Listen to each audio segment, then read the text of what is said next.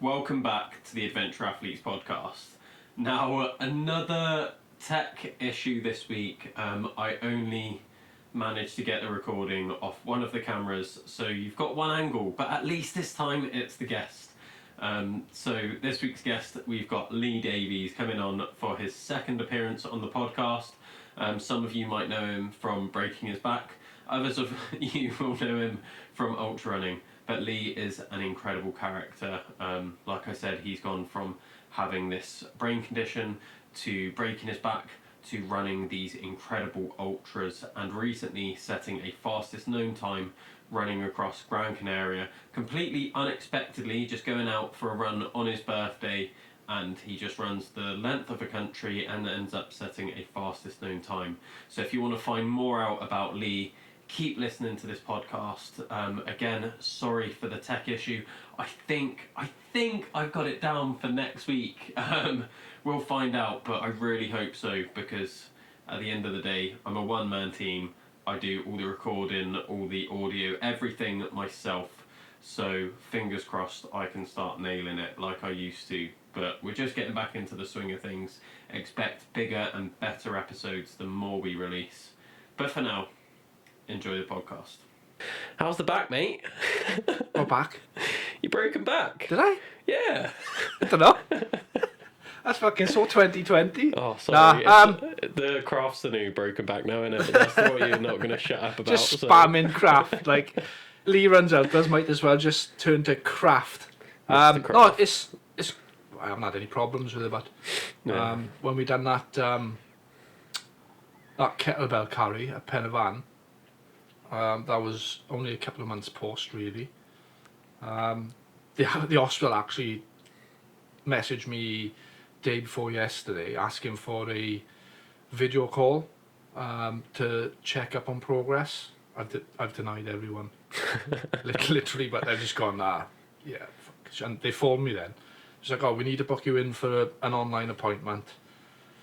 I was like, look, listen, I don't need any check. And they were like, we need to check up to make sure that there's nothing severe. I'm like, I'm fine. Yeah. So yes, it's gone. Happy days. It's gone, but that was Happy like days. when? Was it 2 years? No, last year. Innit? Yeah, last January. Yeah. Yeah. So a year and a half later now. It's been a while since we've done this podcast. Yeah, no, it was 6 days. 6 days post. Yeah. I tell you what, but the setup's got spot on since. It's a lot better, isn't it? Yeah, way better. A lot better. Better camera quality. Yeah. Hopefully better audio quality, Yeah. if I don't fuck it up. I'm saving up for this. I haven't told anyone about this. I'm going to get the Adventure Athletes logo on a massive sign behind me here. Have you seen the neon ones you can get? Yeah. So if you go onto something like Etsy, the reason I say is obviously I'm fucking running mad. So there's a running YouTuber called Seth Demo, and he's like the goat of running. He's got the most. I think he's got the most subscribers. Him, Kafuzi. But anyway, he's got a shed, right, that he does shoe reviews in, and it's called the Studio. It's like shed/studio, and he's got a big neon sign that somebody sent to him. It's fucking class. Yeah. So maybe Adventure Athletes on the back wall in neon Yeah. with bright lights will look mega. So he had that sent to him. Yeah, well, he gets everything. But So if anyone listening wants to send me an Adventure Athlete sign for the wall, yeah, you know? yeah, I'll send you the open address for it. after. Oh, that'd be class. Yeah, it's good. But yeah, like, a lot's happened since you've last been on Yeah. for both of us. Yeah, But this is about you, so I want to hear, like, I know what's happened recently, obviously, which Yeah. we'll get into, but yeah, what the fuck's happened over this past year, Lee?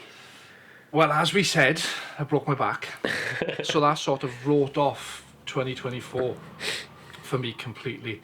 I had massive plans for 2024. Coming off the back end of 2023, I'd done the slam and done Tenavan as well. With the slam, it's hard to, if you're doing individual races, it's fine. You can actually target them, taper in properly, and then compete. But my goal was always to try and be at the pointy end of the race, even though I was doing an ultra every 4 weeks, what that meant was one of them was a complete miss. Pigham. I think I come 10th. Oh yeah, complete miss there, mate. Oh, 10th place. No, Oh. but when you Yeah. when you winning and setting course records, and to come 10th, it was a tough day mentally for me. One of the races I just about turned up because my brain condition was, I think I was the Howam actually, was on fire. I phoned Reese at like 4 o'clock in the morning and said, look Reese, I don't think I'm going to be able to make it. And then I let another hour or so pass. I thought, fuck it, I'm going to go anyway. And I had a rough day. I was about 13th or 14th, but battled my way back to 3rd. So yeah, 2023 was a good year in regards to I podiumed everyone apart from the Pigham. And then going into 2024, the plan was always to get enough stones to complete in UTMB, because I would have been, I'd just turned 40. Whereas I gone, my daughter started work today, feeling old as fuck. But the plan in 2024 was always to hit the big races, get enough stones, and elevate my profile, my Insta profile, enough to start being spotted. And when I broke my back, the year was gone. So the back end of the year, I was looking for some big races out of Wales, that, because I had a passing comment that when I done the slam and the ultras in Wales, it was like, yeah, but you're a big fish in a small pond. And this is by one of my work colleagues. He said, you're only racing in Wales. So back end of 24, I was like, right, I need to come back, and I need to actually come back properly. So I looked at Maverick. Is a massive event. Like when you go to the events, you got like big live screens showing geolocations. They've got Kate. It's just like a festival, really. I thought, oh, their entry level was 150 quid, I think. But I seen prize money. For first, it was £350. Now, I've never competed in a race where I've been actively targeting a podium slot and thinking about the dollar. But this one, I was like, right, 150 quid entry. Even if I come 3rd, I'm going to get my money back. So I entered the Jurassic Course 100k. Didn't go down and wreck it. Fucking stupid mistake. That was October last year. And I put a good training block for it. From about, I want to say August properly, by the time I got over my back. I got a good solid block, and I was consistently running 120k a week. And yeah, it panned out. I set off like fucking Mo Farah. I was winning for 6 hours, and then I had you know yourself, when you're running ultras, you have like massive highs and massive lows. And the majority of time, when my lows come, they're fucking low.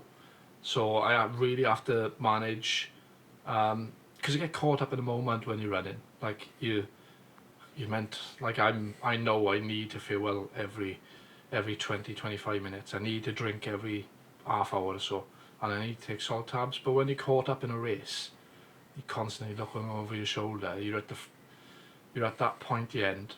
It sort of slips, and it slipped, and I could see him, like 2nd place, like ever getting close to me. I thought, oh, he's gonna fucking have me here now. And I was about 6 hours in, and he had me, and I managed to hold 2nd place. And there was a point 96k in where I thought I was going to catch him, because I was having a live tracker on my phone and seeing where he was. I thought, he's like 1.2k away from me. I was like, that's fuck all. I can put a bit of pace on behind and catch him. Well, that didn't happen, because it was just like, the reason he was only 1.2k is it was shin deep mud, so there was no momentum. So he'd slow down, and obviously I'd slow down. But there was a girl running with me, Kaylee Price fucking hell, bro. What a savage. You know, like, have you met Nat yet? From the Pegasus, the one who wins them all. No. Right, so Nat is... I follow her on yeah, Instagram. yeah, she she's done runs a- with Nath. all the time. Yeah. So she doesn't walk at all, right? At all. She runs all the hills. And this Kaylee was exactly the same. And as it happened, you loop out a bit, and then you do like a 50k loop.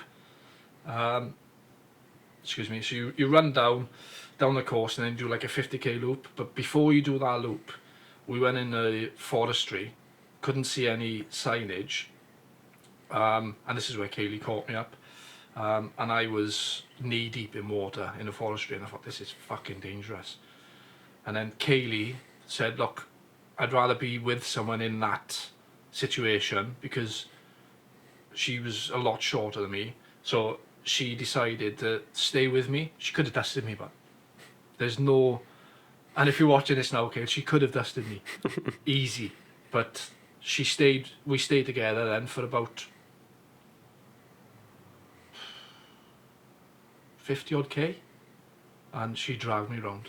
And like, we were coming to hills running, and I was like, okay, I'm gonna need to stop and walk here for a sec. But yeah, done that. I wanted sub 10, but the elevation just destroyed me. So I come in like, I think I finished 11 hours 12. I had £250 for that, and I don't think I've raced since. I haven't raced since. Oh, I done 8 miler. I done that Kev's 8 miler. I was gonna say. Yeah. You and Tom, Jesus, looking at both of you, because not only did you, because he came second, didn't Yeah, he? yeah. So you came first, Yeah. he came second, but you'd have both already been running that day. Yeah, Tom had just finished a 10-mile tempo. Yeah. And when I said, Tom's a phenomenal runner, but he's suffering a lot with, I think it's like long COVID, or he'll correct me in the comments, but I think it's something like long COVID. It hits him in surges. Yeah. So we could go like a couple of weeks smashing out the training, and then it'll return, and he'll do half a mile, and that's him, fucking wiped. But Tom had done a 10-mile tempo at like 6:30s to 6 minutes per mile. I was on quite high volume, so I ran over, because it was quite local to me, that Yeah. so another hill you run up. Well, in fact, you turned right to run down towards my house. You went the wrong way. So if you'd kept running down that hill when you turned right, I lived on the bottom of that hill in a little village. So I run over, done the race. I hate short stuff. Fucking, it's hard work. But I said to Kev, so Kev messaged, I said, what's the feel like? Oh, he said there's only 10 people, I think, come in, because he's just getting off the ground that 8 mile, and He didn't advertise it very well. Not I at didn't all. even know it was a thing. No, not at all. I'd only caught it because I caught it on one of his stories. Yeah. But I tell If you I what, knew about it before, I Yeah. would have signed up, but I Yeah. had plans that day, which Yeah. I'd made like the day before I saw about it, and I was Yeah. like, fuck, I the could good have been thing, there. I hate those short races, but the good thing about them is they're over, and you've got the rest of the day to yourself. But what it did to me, I used it as like a, yourself being a PT, I have to have benchmarks. So like every 4 to 6 weeks, I'll have benchmark tests to see if the training I'm doing is working. I'll do benchmark tests, be that weights, or usually it's like an hour at MAF heart rate. But that 8 miler was a good benchmark test for me to go, where's my fitness at this current level, and then I can reassess my training and add in anything if I need to, like alter with it hill sprints that I do. So it was a good test of fitness, and then obviously I've just set the fastest known time in Gran Canaria. Yeah. Tell us about that then, because like when I heard about that, it was just like, yeah, I'm going on holiday with the family. Yeah. 40th birthday. I want to run the length of the Gran Canaria, and I was like, yeah, like Yeah. nothing out of the unusual there. No, it's not. Like, In this sphere that we're in, right? And this has been said numerous times on your podcast, that the running community in Wales, in South Wales specifically, is so small. Everybody knows everybody. So when you do something, likelihood is people are going to hear about it. But the reason that I chose to run the length of the country is it was about legacy for me. Remember I said on our last podcast about the UTMB. So I want to hit the UTMB, right? I want to get top 10 over 40. I'm never going to compete with the youngsters, well, in regards to all these professional athletes, right, that do it full time, that go training, come back, have a sleep, have some proper nutrition, have another sleep, go and do a session. I work full time, right? yeah. But I think I've got the capability to come top 10 over 40 because I'm relatively in good shape for a 40-year-old.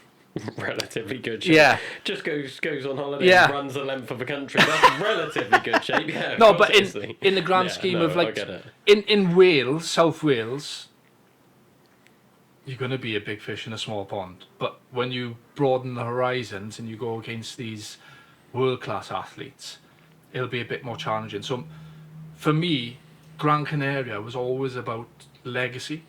So I've only got one child, a girl, she's nearly 18, and I don't really bother that much with much of my family.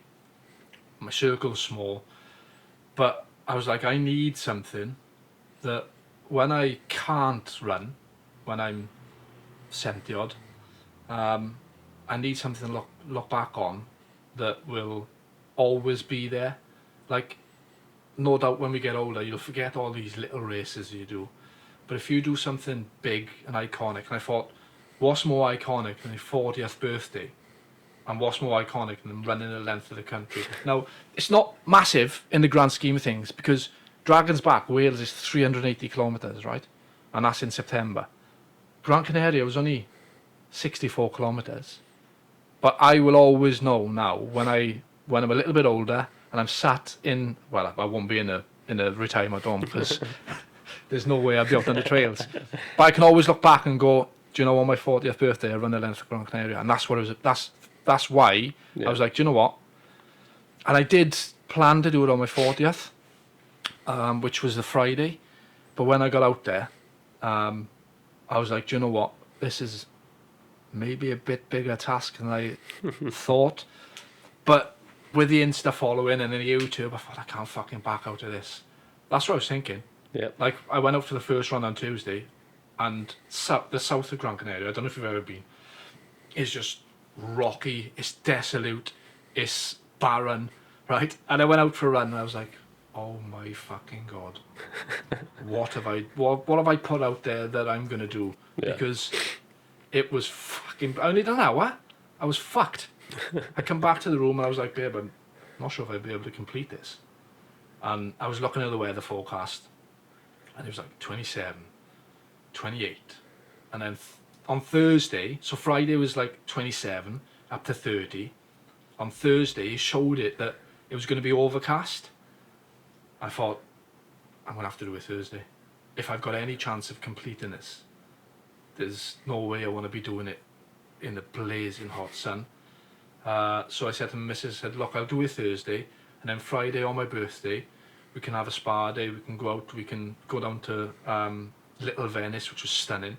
So that's what I done. I woke up at like 4 o'clock on a Thursday, had a taxi down to Maspalomas, and set off a little bit early. That was sketchy. So the trail is closed, right? The first 10 miles of the trail is closed. I just skipped around it. But I felt uneasy when I was running because I couldn't see anything. You know what running with a head torch is like. So I was running, and I was like, this is dodgy as fuck. I couldn't see anything. Luckily, for the first part of it, it's like a dry riverbed. But it was like a slow, gradual incline for the first 10 miles. And I was just saying to myself, just keep going till the sun comes up. Keep going till the sun comes up. And then, like, the sun come up, and I sort of come down a bit then, because I was on edge. Yeah. Because I was running past, like, there's little like, farmhouses, right? Not many, but when you're running past, the fucking dogs are going wild. I'm having to shout at them, like, because they're getting close.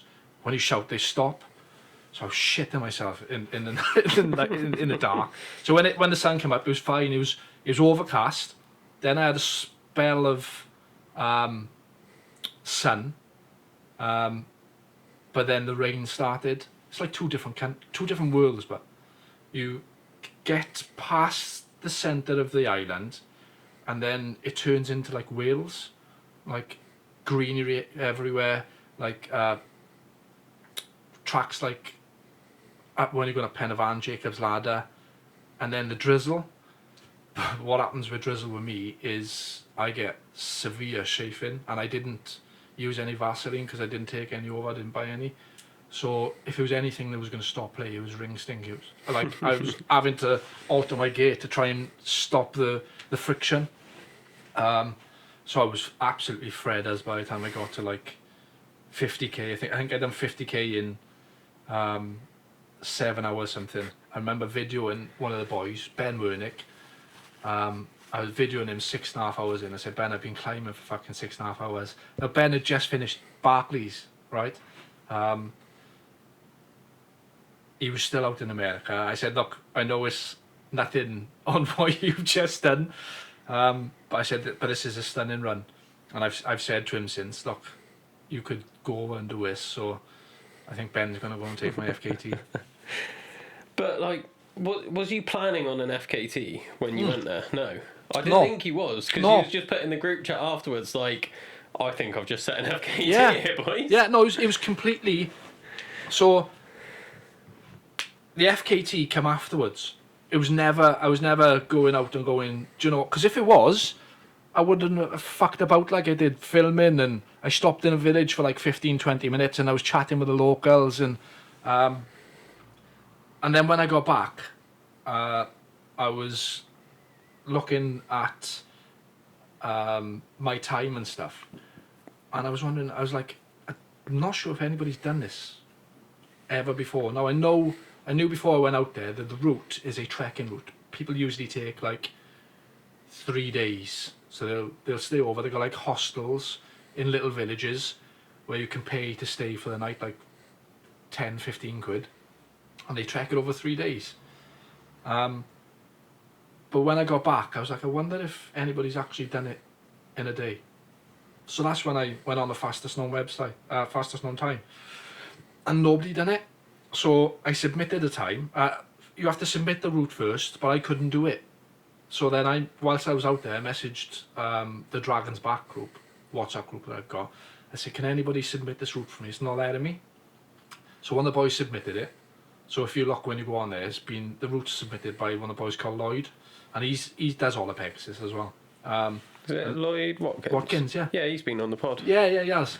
So Lloyd submitted the route for me, and then when I got back to the UK, I submitted my effort, and it got accepted within like 24 hours. But now I'm like, fuck.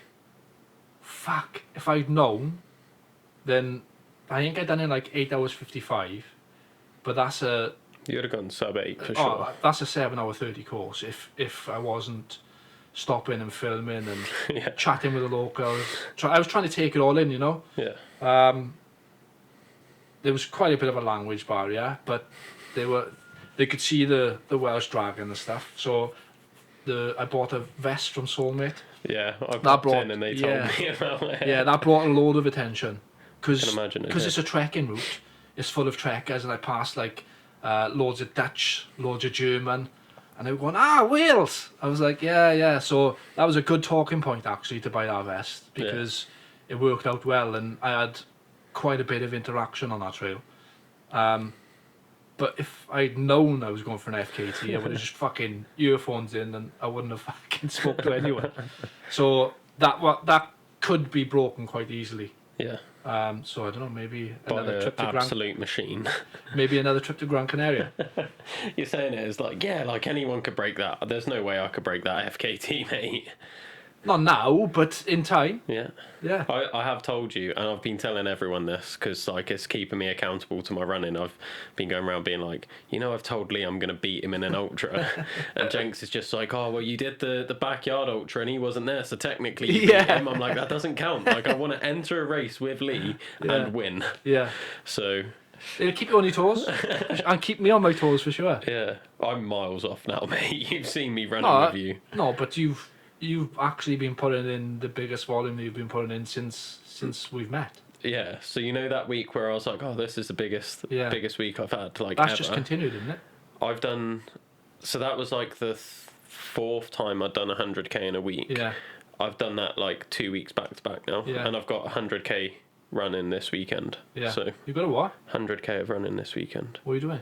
I'm doing 250ks. What, races or just off your own back? Saturday, my mate Harry, who's going to be coming on the podcast hopefully, he's running from Chelmsford to Cardiff at the moment. So he's doing like 50, 60k a day. Yeah. And I was like, I'll join you on your last day. So I'm meeting him at the bridge from Bristol. I'm going to be like, welcome to Wales. Yeah. And then run from there to Cardiff. Yeah. So that's about 50 odd k on the route that he sent me. And then I've got the Big Moose 50k on Sunday, which I'm doing with like clients and soon? stuff. Yeah.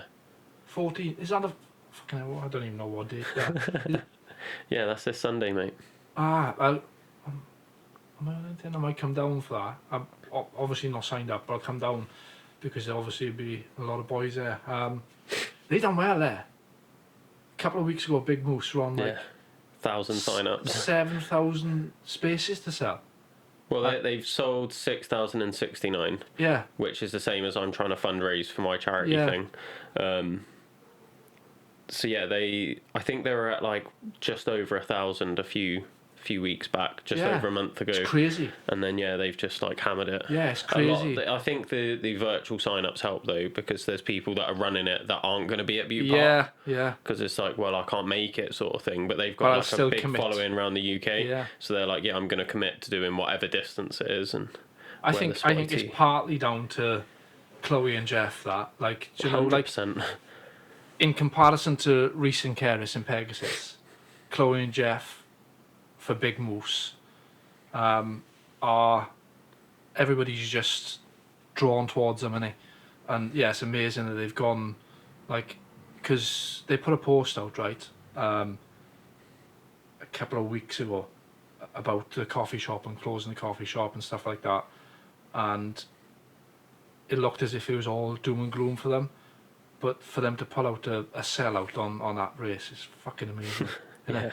Fucking fair. I was there last year. My daughter done it. My daughter done the 5k. Yeah, it's a good event. Yeah, I lent her my bike for their last one. Yeah. Because Paul, who was cycling at the front. Yeah. From Gert last year. year. Yeah. I seen Paul there. So he did my podcast the night before. Yeah. And then he was messaging me because he brought his like proper like TT bike. Yeah. Because he knew he was cycling it, and then he got to the course and he was like, I'm not cycling on this. Like, not in like his really expensive bike. Yeah. And we was talking about bikes the night before, and he was like, he messaged me just like on an off chance, being like, is there any chance I could pick up one of your bikes this morning? Yeah. So I lent him my mountain bike, and I was like, yeah, there you go. Yeah. So yeah, it was a good event, and it was good weather. In fact, actually, it's meant to be pissing down in it from Sunday. Oh, don't say that. Yeah, so from this Sunday, it's meant to be bad weather. Fuck's sake. Yeah. Where's your Is that, so you're doing the 50k Saturday? Yeah, with my your mate, and then 50k for the Big Moose. You're doing the ultra then on, Yeah. So was it 10 laps? 10 laps, yeah. Yeah. Because I've got a couple of clients that I've been training that signed up. This their first ultra. Yeah. Neither of them have run further than a half before, and they're like, "Yeah, we'll do the ultra," and I'm like, "Spot on, let's go." Yeah, that's good. Well, the thing is with ultras is anybody can run an ultra really. It's I've like been telling them like that Yeah. you can walk as much as you like. exactly Have as much food as you want. Like, it's never the distance it kills. It's always the pace. yeah, Like it's the same with training volume. Like you running 100k a week now. that's something you never used to do. With me upping my upping my volume, there's no way I could stick to a high volume every week if I up my intensity also. So if I was going out, let's say 140k a week, right, this week. Let's say I was going doing 140k, but 70k of it was a high intensity. There's fucking hell, I'm just going to be dead. You can't. So the more you increase your volume, the lower your intensity has to be.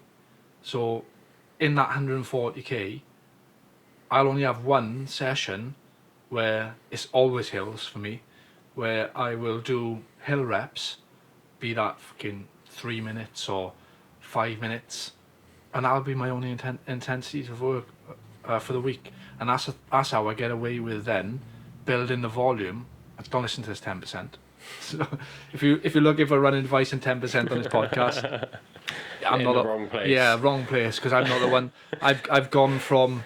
Just any of the guests. Don't listen to any of the guests. No. Oh yeah, I went from running a half to running across America, like Reese. Like, I did a half marathon, then I ran from Boston to Austin. It's like, right, okay, great. He's just gone like thrown a dart and gone, fuck it, that's where I'm running from. Wait, I need to pick where I'm running to. Oh fuck. Yeah, so I've literally gone from maybe 12 weeks ago. I was on like 65, 70k a week, and now I'm doubled in 12 weeks. So, but that is all down to the intensity and things. So, your clients doing this on Sunday, anybody could run an ultra. Like you said, if needs be, just stop and walk. Like, it doesn't make a difference. It doesn't mean you haven't run an ultra marathon. You still cover the distance. It's the pace that kills always. If you set off too fast, it's game over. Yeah.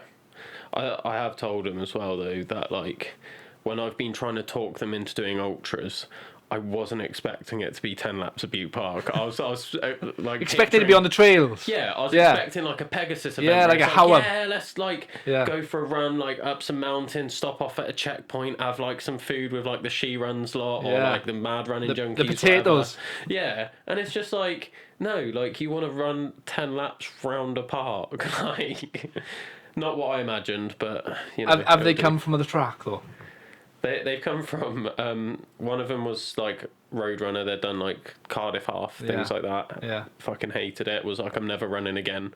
Now I've got to run in an ultra. Around Butte Park. Yeah. And then the other one did my Couch to 5k course. Yeah. Like, so first time running was like last September, October. That's class. Did Couch to 5k. Then when we went into the 5 to 10k course, within like a few weeks, they were like, I'm just going to run a half. Yeah. Because I'm signed up to Cardiff half. And Was that the one you run with? I think I've seen that. Yeah. You've done a half marathon with that girl, is it? Oh no, that was someone else. Right. So she's doing her first first marathon this weekend.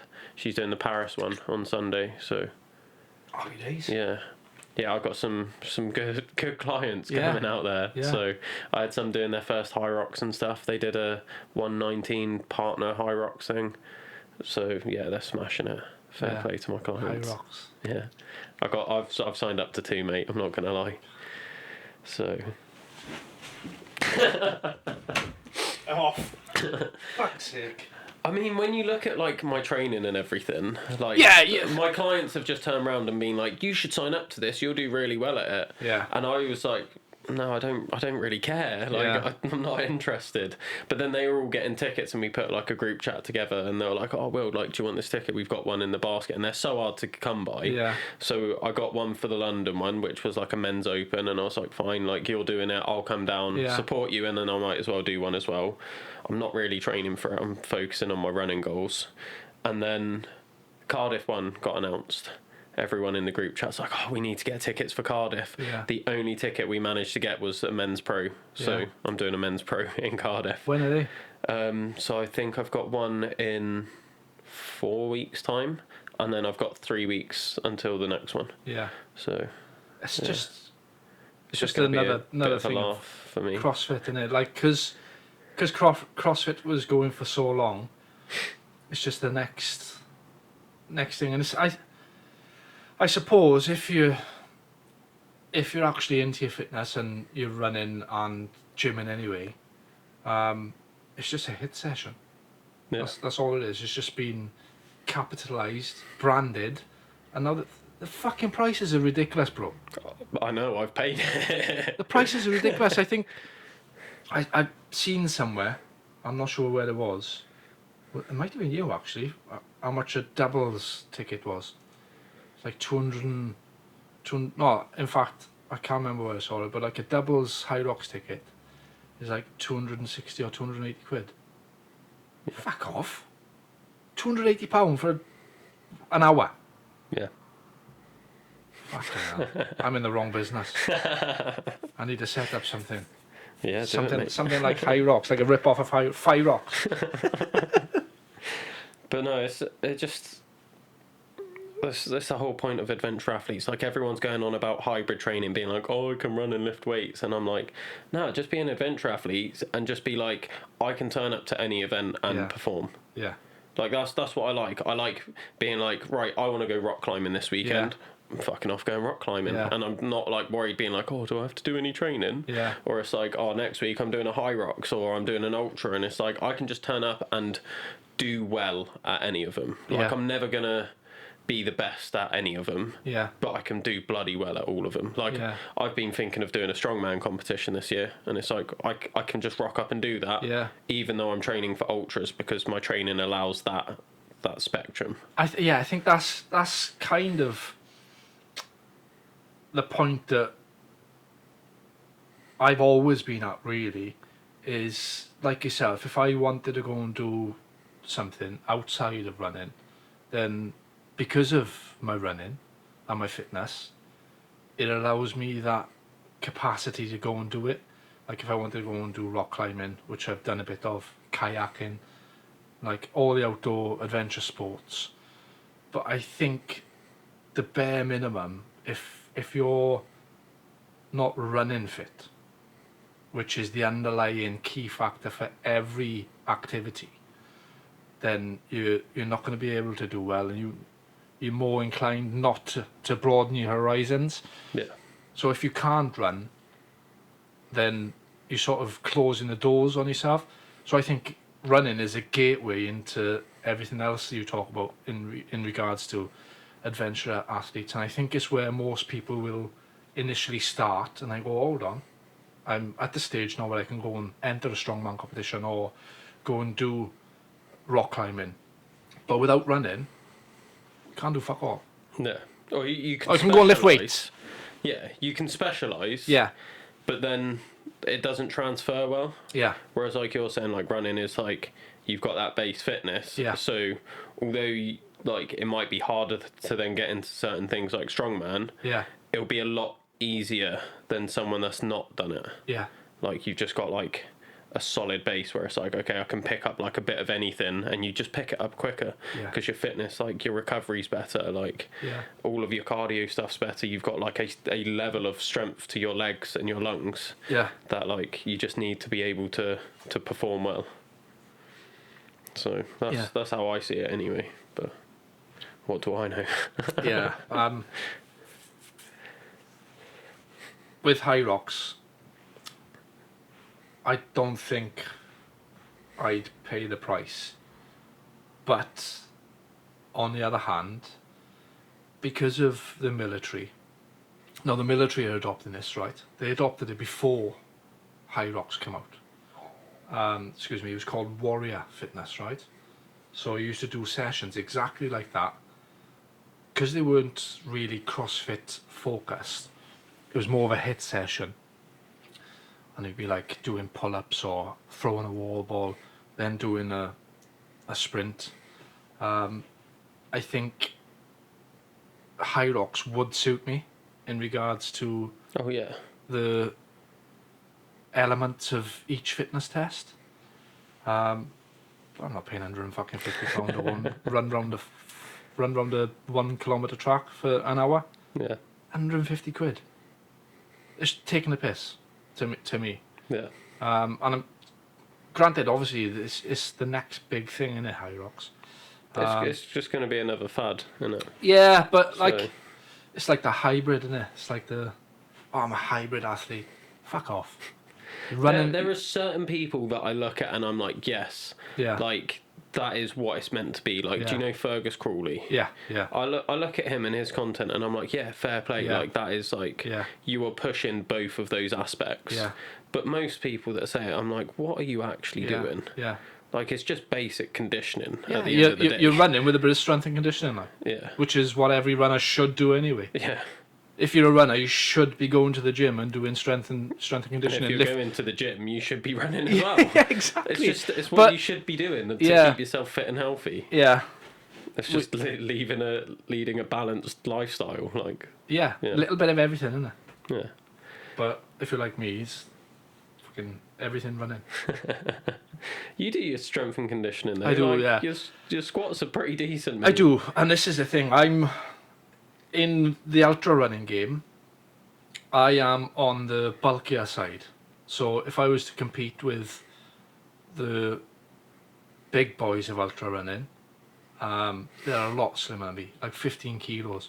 Like I'm probably at my biggest. I usually walk around 75, but I'm 77 and a half as we speak today. So I'm like 17 kilos. I know the ultra runners are like 59, 60 kilos. Yeah.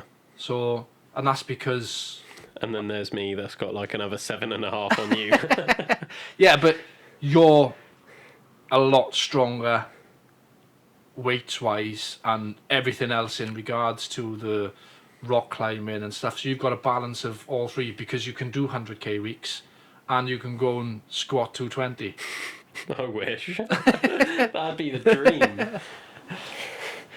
Oh, I'd love a 220 squat one day. Yeah, one day. With the bands. Cheating, just make them green and green screen them out. Yeah, that's it. That's the tricks. Yeah. He's on to me. I haven't done that, honest. Yeah. Talking training then, like, I'd never get into like training or planning or anything, but like I'm really interested in your training because like you were saying earlier, like, yeah, like on my like lower weeks I'm doing like 60k weeks and I'm like, that's like my minimum at the moment. Yeah. And we're both doing like, you're doing much bigger things than me with ultras, but like I'm obviously training to do some quite big things myself. But like, what does like, how do you structure your training? Because I've seen your plans, like they're so like on it with the blocks and everything.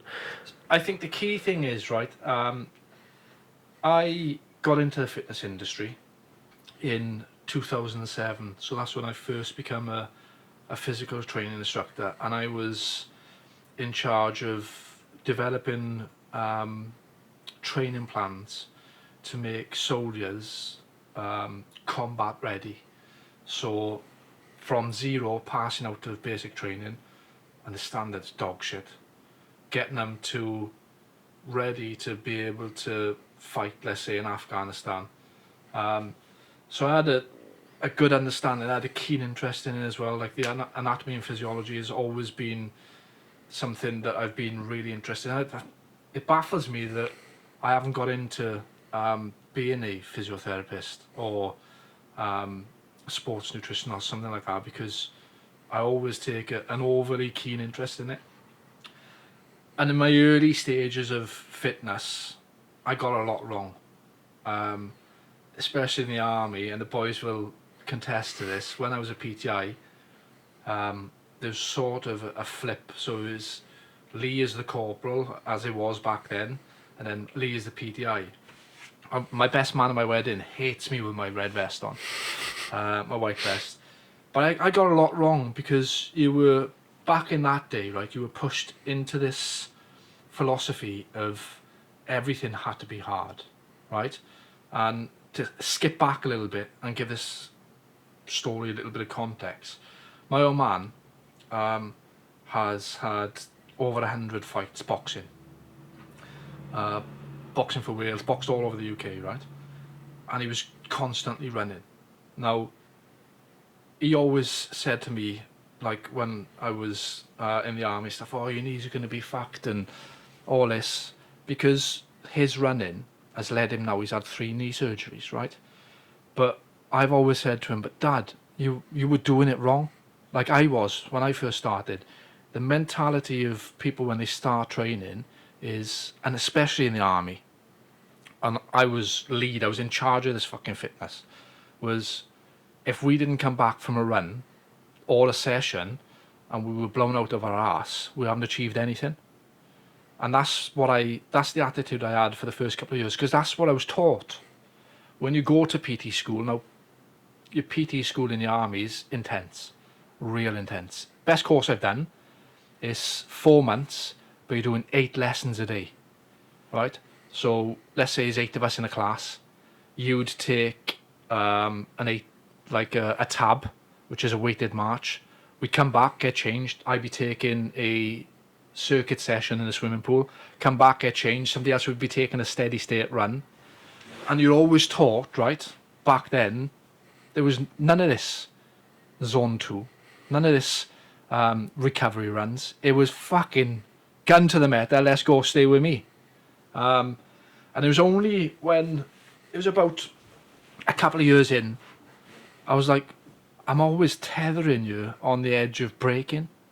And I was like, this can't be the right training methodology of like, there's so many musculoskeletal injuries in the army. And there's so, like, if you look at the top level of infrastructure in the army with command, like, how are they not identified and correlated that the training we're doing has to be related to the injuries we're receiving? And I'm talking now, so MSKI, musculoskeletal, right? We'd have at least 2 a week, easy. And the amount of people on light duties, which is sick in Civvy Street, is phenomenal. So we'd have a company of 100 men, right? And out of that 100 men, at any one time, there'd be at least 20 on the sick and couldn't take part in PT. And nobody ever correlated it back to, hold on, we're training this way, we've got this amount of injuries, nobody ever crossed it over. So I started like being a little bit more intrigued as to how I could better my own training and not always be tethering on a point of fucking injury or constantly fucked. And I came across a heart rate training, and excuse me, it's a bit wishy-washy, but what I found was that there was a book called 80-20, and you can loads of people they've like stole the idea and piloted it in business, in other spheres that are not running. But essentially what it is that they've taken a look at the elites running, and like the Tamamara tribe, and 80% of their running is always done at a low intensity, and then that 20% is building on the speed. So a good couple of years ago, I started incorporating this methodology into my training and started periodizing my training. So going back to when I was in the army, it was constantly flat out, and I was like, the trajectory was ridiculous. And what happens is, with my fitness, it just hit a point where I wasn't getting any faster and I wasn't progressing. And what I found was that you have to periodize your training. So what I'm saying with that is, you can't expect yourself to go out and do a marathon training block. And you see it now, there's so many generic plans out there for running, that I work off a 3-week build and a 1-week drop off. So what I'll do is, let's say I'll do 100k, 120k, 140k, and then I'll drop down below or around my first week. So I'll drop down to like either 100k or 80k. That way, what I'm doing is allowing my body to get the adaptations from the volume that I've been training, and then I am then fresh to go back into the next week of training block and increase that 100 to 110, increase that 120 to 130, and then increase that 140 to 150. So I'm not constantly putting myself in a negative expenditure of energy. Yeah. You're doing it actually scientifically. and within those blocks, then what I like to do is all my running's easy. Like I don't have Strava now, but if you were to look at my training per se, then it's now what I think my easy runs are averaging like 9.5, 10 minute miles. So it's really, really chilled. But then my hill sessions, that's where I get the benefits from. That's where I get the work in then. Yeah. And because I've been doing easy running, those sessions are a lot more beneficial, and I can slowly see each week that my distances. So I work off time. Let's say I do 6 times 3 minutes, and by me and my Steve, we've got a massive hill. It's called Neath Road. And over the training program, I'll be able to see how my fitness is improving, because there's a gate where I started that I get to for the 3 minutes. And then 6 weeks down the line, I'm like 25, 30 meters past that gate every rep. So it's a good way of gauging your fitness as well. And it's a good way to understand that you're not constantly asking yourself to be on that line of fatigue and injury. Yeah. So yeah, I think it's a very targeted, scientific, experience-based plot that I come from in regards to my training. I don't really train like anybody else, I don't think, in regards to my volume. And what I do take is, some days I just don't feel it. So I would have planned in, let's say, 2 hours, and if I get an hour and 10 in and I'm feeling dreadful and nothing's flowing right, I'm sure you've had them runs, I'll just call it. Yeah. And I've got no qualms with. And the good thing now is that I'm not on Strava, so I haven't got any self-induced pressure to push those 2 hours, because I do put my training out on Insta and say what I'm doing, but I think with Strava, it's a egotistical based platform, and there's a lot of people on there that are training fucking bonkers ways, and I look at it and I'm like, it's just a recipe for disaster.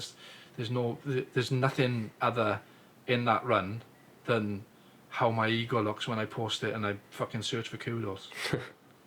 So yeah. The only caveat I want to add to like the whole 80-20 thing is, for like you and me, yeah, fucking perfect. Yeah. When you're looking at like 100k training week, yeah, if you're doing 80k easy, yeah, like you're still doing 20k hard. Yeah. For people that are like, because everyone's like zone 2, yeah, do all your training in zone 2, or like the 80-20. Yeah, if you're starting off and you're doing like 20k, yeah, I know exactly where you're coming from. You don't want to do not gonna like work, no. 16k easy running and then be like, yeah, I'll do 4k of like tempo, or it's just not enough. No, like, so it really depends on like your volume and everything. But like, yeah, for people doing big mileage, 100%. Yeah, I think this is just a general guide. Yeah. And I think what it does is it sort of keeps you in a place of accountability. But like you said, if you're Janet from a down the street and you just start in cows to 5k, there's no way you're going to be able to do 80-20, because if you're doing 8 times 1 minute, I'm guaranteed, and you've been inactive, I guarantee your heart rate is fucking redlining in every run. And I think it's the same with periodization as well. It's like, it's really good for people that have got like a good training schedule. Yeah. Because like obviously I work in a gym. Yeah. Most of the people I see in that gym do not need periodization. No. Because they're like either not training hard enough to begin with. Yeah. Or like life comes up and it's like, well, I'm going on holiday this week, or it's the holiday, so I've got the kids, so I'm not going to train as much. Yeah. Life's given them those deloads, so a lot of people don't need to focus. No, they on don't. it. No, and But, it's very. Yeah, I loved what you said though, like the periodization and the 80-20, like doing easy, but targeted easy and targeted hill sessions or tempo or whatever is like spot on for people that are taking training seriously. It's relative though, and it's like like you said there, and I 100% agree with you. Like, there's going to be cases where periodization is not going to work for people. And if you had a new client into the gym, right, and they wanted to get into the weights and the running, there's something called newbie gains, right? Like that you can take them from zero, and they wouldn't need to worry about having a drop-off week because they're not really doing the volume or the intensity that somebody that's been doing it 17 years is. So they could go from week 1 and continue for 20 plus weeks on a gradual increase, or even fucking the 10% rule off, go in and run in 3 or 4 times a week, and they could do like 30k one week, 60k the next week, 80k the next week, and they could get away with it because they haven't had the fucking 16, 17 years of high mileage pounding that I have. So I have to make those adaptabilities to my training. If I was newbie, I wouldn't have to. Yeah. But I think it's when you're coaching someone, it's very individual into how you approach the training plan, because like you said, if Karen from down the road is doing her first 10k, I guarantee 100% of her weekly mileage is going to be fucking zone 5 Yeah. because of her heart rate, and there's no way they can keep it down. And this is where that zone 2 gets a lot of confusion, because people go, oh, I'm trying zone 2 and all I'm doing is walking. I'm like, because you haven't built a consistency. Yeah. You haven't got a base. You have to be consistent. Consistency wins over everything. Once you've been doing, let's say, 6 to 8 months, right? You've started running 6 to 8 months. Then you can start looking at going, do you know what? How can I improve? What am I lacking in? Yeah. What do I need to do to ensure that I'm always getting the best? But like, that 80-20 is banded about. Yeah. But it does work for me because I've been running since 2001. Yeah, this So- has been like a massive topic recently with like the Big Moose event coming up this Yeah. weekend, because I've got 2 people running their first ultra, I've got Yeah. people running their first 10k, people running their first 5k, and then there's me that's doing 2 50ks on Yeah. back-to-back days. And I've like told the people that are doing the 50k, I'm like, right, let's have like a bit of a deload week, Yeah. because they're still trying to push the weights, they're still trying to do Yeah. like interval sessions that I've planned for them, and I'm Yeah. like, no, take a step back. Yeah. And they're really hesitant to, because they've never had to before. Yeah. And I'm like, yeah, but you've never run an ultra Yeah, before. yeah. And then they're like, well, how comes you get to? And I'm like, We're not the same. yeah, I'm like my journey's here, your journey's there. yeah. And I've my workload is because my training was so stupid before, where Yeah. I was full on like Goggins. Like Yeah. when I was in the fire service and I was homeless, I was living at a gym basically. Yeah. So it's like I'm training 3 times a day, Yeah. and then I'm up mountains Yeah. putting out fires. Like Yeah. my work capacity is like through the roof.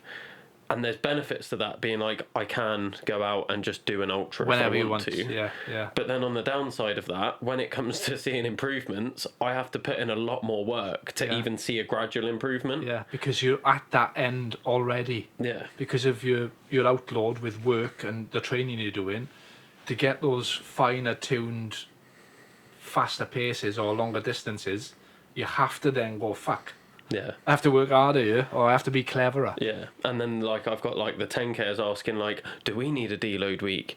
And like the 5Ks, I'm like, you're doing a 5K, like Yeah. you're all right, Yeah. calm down. Yeah. We're not doing like a deload. Yeah.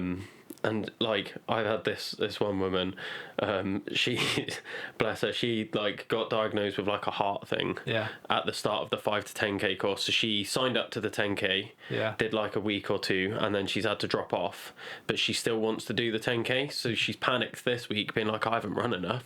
She's now run panic like training. 6 days in a row. And like fucked her body up, and now she's like, yeah, like my leg hurts, I've got shin splints, and I'm like, this is why the plan was 12 weeks, twice a week. So it's like I've got the whole range of it that I've been dealing with. We're throwing in everything here as well. Yeah. Like when it comes to running, we have covered every base that goes wrong. The panic running, that is a classic. Yeah. Like they got an event, right?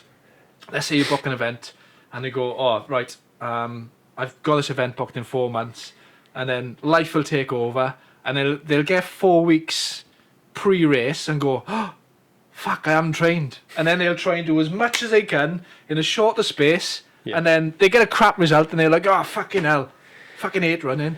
But the thing is, and this is why I can't hate on any of my clients, I've made all those mistakes, and I'm sure you have as well. How do we learn otherwise? Like, it's all well and good us watching a David Goggins video, or, as you just said, a Fergus Crawley video, and going, oh yeah, that's what I should do, but you never really implement it. Yeah. Like, people will do things. The only way you're going to learn is through past experience. Yeah. And until you fuck up, you can't rectify it. Yeah, and I know it's been the same with me. Like, even having a coach that's like, I've lived this. Yeah. Please listen to me, like I'm doing to my clients now. Yeah. You don't fucking listen, because you're like, yeah, no, like I know my body, I know better, and you fuck up and you make these mistakes. Yeah. But I think that's all part of the fun of it. Yeah, definitely. So you've got to be able to make those mistakes. I can't stay mad at them, but no, it's frustrating as a coach. I bet, yeah, because I think because we're at the stage in hyphens that we've made those mistakes. When we see other people making them, it gets a little bit frustrating. But like you just said there, you've got to let them find their own way. Yeah. And make those mistakes and go, oh fuck, Will was right. Will was right. He told me not to panic train, or he told me not to do stupid sessions. And that's where they're learning. So we've got to let them make their mistakes. But inwardly, we're like, it's not right. And there's always that pressure that you feel as a coach when people are looking in from the outside, and it's like, oh, a lot of his clients are injured. Like, does he know what he's doing? And it's like, yes, I've just got clients that like really want to achieve things, and it's so frustrating because like people, or like they might not even be looking at you, but like in your head, they're like, everyone's like thinking, oh, he's a shit coach. He doesn't know what he's doing. But I think most of that's internal, though. Yeah. Like, I'm very like self-conscious about it because it's the thing you care about. Yeah, so. it is, but on the grand scheme of things, nobody gives a fuck. Like, if you were to actually deep it and go, do you know what? Because you're a coach, that's what you do. You train people day in, day out. I guarantee nobody gives a fuck about how your athletes are doing, only you and them. So we have this sort of, and everybody does it, not just you. Like, we have this sort of thing of, oh, if one of my coaches doesn't perform in the marathon, everybody's going to look at me and go, oh shit, coach. But nobody gives a fuck. Yeah. Generally, like, it's, once you realise then, like, nobody gives a fuck, only you, but it's hard not to. Yeah. It's just when you care like that much about something, like, I'm one of these coaches that just cares so much about my athletes. Like, as soon as they've got like an issue with the planning, I'm like, right, what can I do to change it? And it keeps me up at night some nights. It's frustrating. Like, I'm coaching a lad now from Manchester, right? It's his first official marathon. He done one training, and I'm constantly on at him. Constantly. You're running too fucking fast. Slow your heart rate down, ease it up, and then he'd post a recovery run, and it's like 5 minutes per kilometre. I'm like, that is not a recovery run. Slow fucking down. And he takes in good jest. He's like, oh, I've seen him this week, actually. I went and seen him. And I'm pacing him in Manchester. And there was a couple of other boys there, and he was like, oh yeah, the plan's going good. I said, yeah, but you need to fucking listen to me. Just because you feel good, that's what happens. Is like, you write them the plan, write them the schedule, and they'll get up one day and they'll go, I'm feeling good, and then you look at the statistics, and like, you fucking idiot, why are you running that fast? But to be fair, we set a time. This is where a lot of generic plans go wrong, right? Is you could buy a plan, let's say, off the internet. I'm not going to name any names, but you could buy a generic half marathon plan, and it's 16 weeks, right? And it's got a time goal to it, right? So you've got to do specific times. What have I just said previously about benchmark tests, right? I have to do them. I like to do them every 4 weeks because your fucking fitness changes. Like, I could set a 4-hour goal for this cam at the start of the block. 8 weeks in, he's training at 4-hour pace, but he's capable of 3:30. But what happens when people buy these plans is they'll buy a 4-hour plan, they'll do the whole block, do the race, and go, oh, I could have gone faster there. And they'll play on them. It's like, oh, I can get faster there. Because there's no fucking benchmark tests in it. Yeah. Your fitness is going to improve. Yeah. And if you get a coach and they actually assess your plan, 6 weeks in, you can go, right, your paces need to be this for this part of the training, or your paces need to be that for this part of the training. Then when it comes to your pace, your time goal, so for Cam, we said initially it's his first one, he wanted sub 4, then we kicked off a plan, and I was like, look, he was comfortably doing 16-mile long runs at 3:30 pace, and now we're 2 weeks out, we're targeting 3:20. So it's ever gone forward. Yeah. It's not just been one set standard. So when it comes to, and I'm pacing him, when it comes to the race, we're actually getting the max that he can out of, and he's not going to leave that marathon feeling, oh, I left something out there, or I could have gone more. Yeah. So yeah, you got to be careful if you're buying generic plans off online. Yeah. What's your thoughts on this runner app? I haven't had much to do with it. I think, personally, that the more people running, the better for me. And if it's runner that's doing it and promoting it, all well and good to them. I don't know the ins and outs on how comparative it is to the Couch to 5K app. Now, the Couch to 5K app is a pioneer, really, in getting people running in it. You think of how many runners you've spoke to, right? Yeah. That are now doing ultras or something. And they go, oh yeah, I started with Couch to 5K. It's a set standard in a cross thing. Now, my missus tried it, and always had problems with week 5, I think. So week 5, it jumps like they want them to run for like 20 minutes straight. So I think there's a little bit of a flaw there, and a lot of people fall back on it. And I see that constantly online with the Couch to 5K.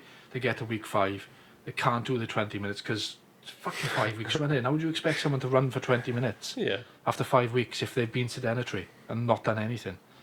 But with the runner app, I think it's a good initiative. Now, I don't know enough about the actual training plan on what is targeted for your sessions to get you running, but anything that gets people out and running is a win in my eyes. So there could be fucking 100 running apps.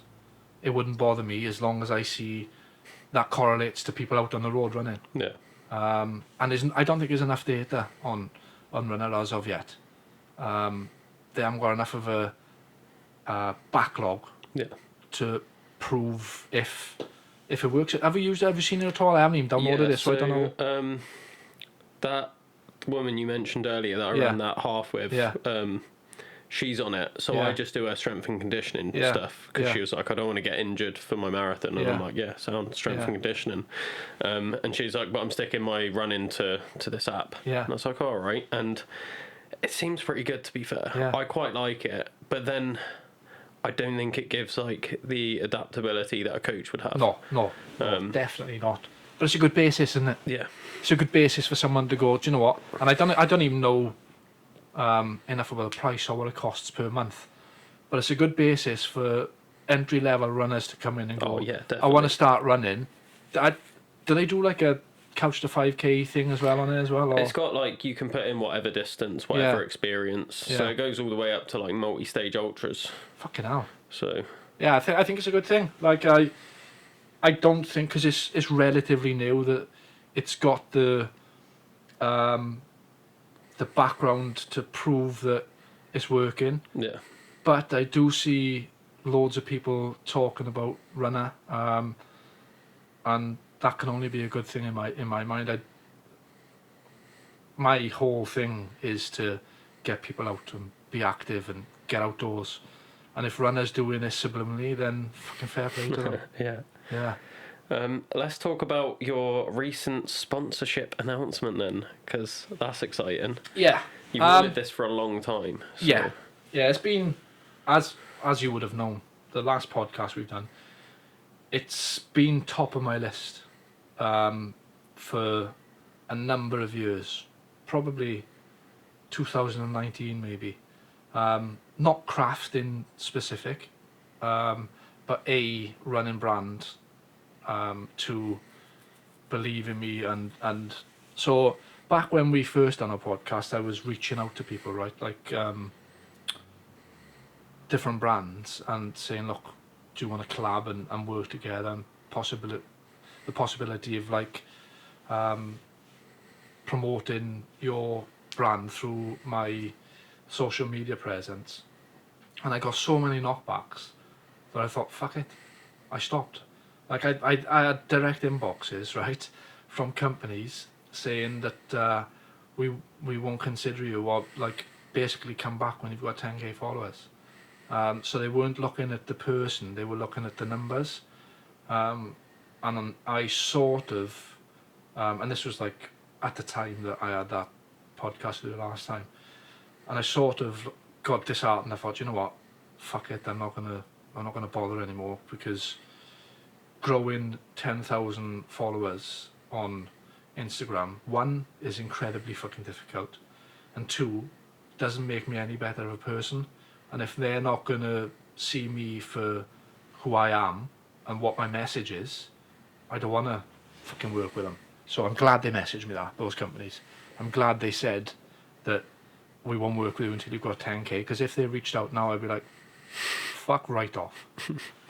So I sort of lost it then. I was like, do you know what, I'm not going to bother with. I'm going to just keep doing my stuff on socials, trying to promote positive well-being through being outside, and if it comes, it comes. So I'd given up on the sponsorship. I knew 10k was incredibly difficult on Instagram, and if the companies weren't taking the individual for what they were worth, and not just a number that any fucker could buy. You could go on Instagram now, go on to fucking Fiverr, type in 10,000 Instagram followers, boom, the next day you'll have fucking 10,000. So it's not a case of that. Anybody, and there's people, if you click on somebody's, you could go on to mine, have a look on mine, every single one of those followers is real. You could go on to big accounts, click on them, look at the list of names, and every single one of them is fucking bots. So you could buy it.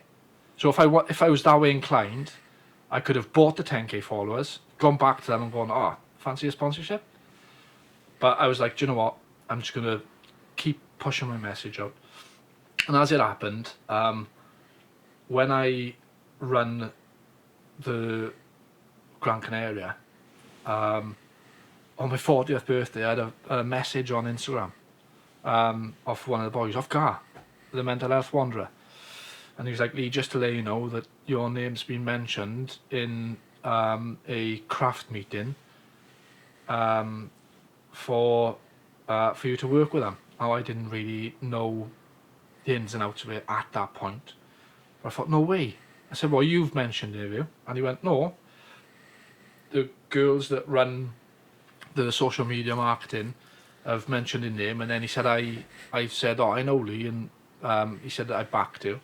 But anyway, I had a message off one of the girls that works for Craft in South Wales.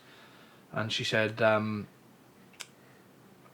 look, I've mentioned your name to Gareth. She said, I've been following you for a while on all socials. And she said, have you thought about sponsorship? Because we at Craft would love to sponsor you.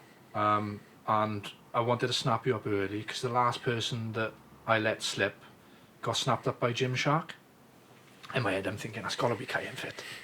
Right, boys! I was like, it's got to be. But I was like, this was on my 40th birthday. So I'm sat by the pool. And I'm like, I'm 40. I've just run the length of a country. And I'm like, an FKT. Yeah, and I'm looking at my phone. And I'm like, sponsored athlete? I'm like, what? Not an ambassadorship, because I had ambassadorship before with Kendall Mint. Turned out the gels didn't work for me because they were didn't sit with my stomach because of the pace I was running at. I then messaged them and said, look, unfortunately I can't promote something that doesn't work for me. I'm not going to be that person. Yeah. So I emailed them. I took off the ambassador link on my thing. So I'm sat there looking on my phone. I'm like, sponsored athlete on my 40th birthday. I was like, fucking what a way to kick off my 40s. But I've run in craft for a couple of years, right? So when I broke my back, I went up to the running show in Birmingham NEC. Have you ever been? No. You need to go next year. It's fucking class. Loads of stalls, and I had a good deal. I bought a Chorus wrist heart rate monitor, and I got a free running jacket with it. So you can grab some real steals up there, right? And there's loads of brands, and craft are up there. So I bought a load of craft kit. Bought some for my daughter as well. But I've never tagged them in Instagram, but not once.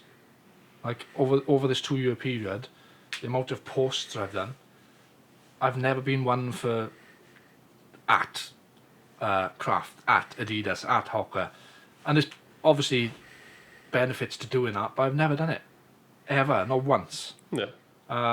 So for craft to actually reach out to me and go, look, we like what you're doing. We'd like you to be part of the team, become a sponsored athlete. I'm like, fucking won the lottery, because their kit's amazing, but like the running t-shirts I use, and as I said, I suffer bad with chafing. I was wearing something that sounds like Fike out in Gran Canaria. I don't want to say any names, but they were terrible on me, right? And I paid £70 for them, right? The undershorts. But the craft undershorts are insane. They've got like pockets in them, and you could put a key. Then you've got a pocket in the back, and they're breathable as well. So I've been wearing them for the longest of times. So the kit, I've never tagged them in Instagram, and for them to reach out to me was just confirmation, really. Like that everything that I've been doing since I got diagnosed with a rare brain condition, everything that I've been pushing like on Instagram, that it was worth it.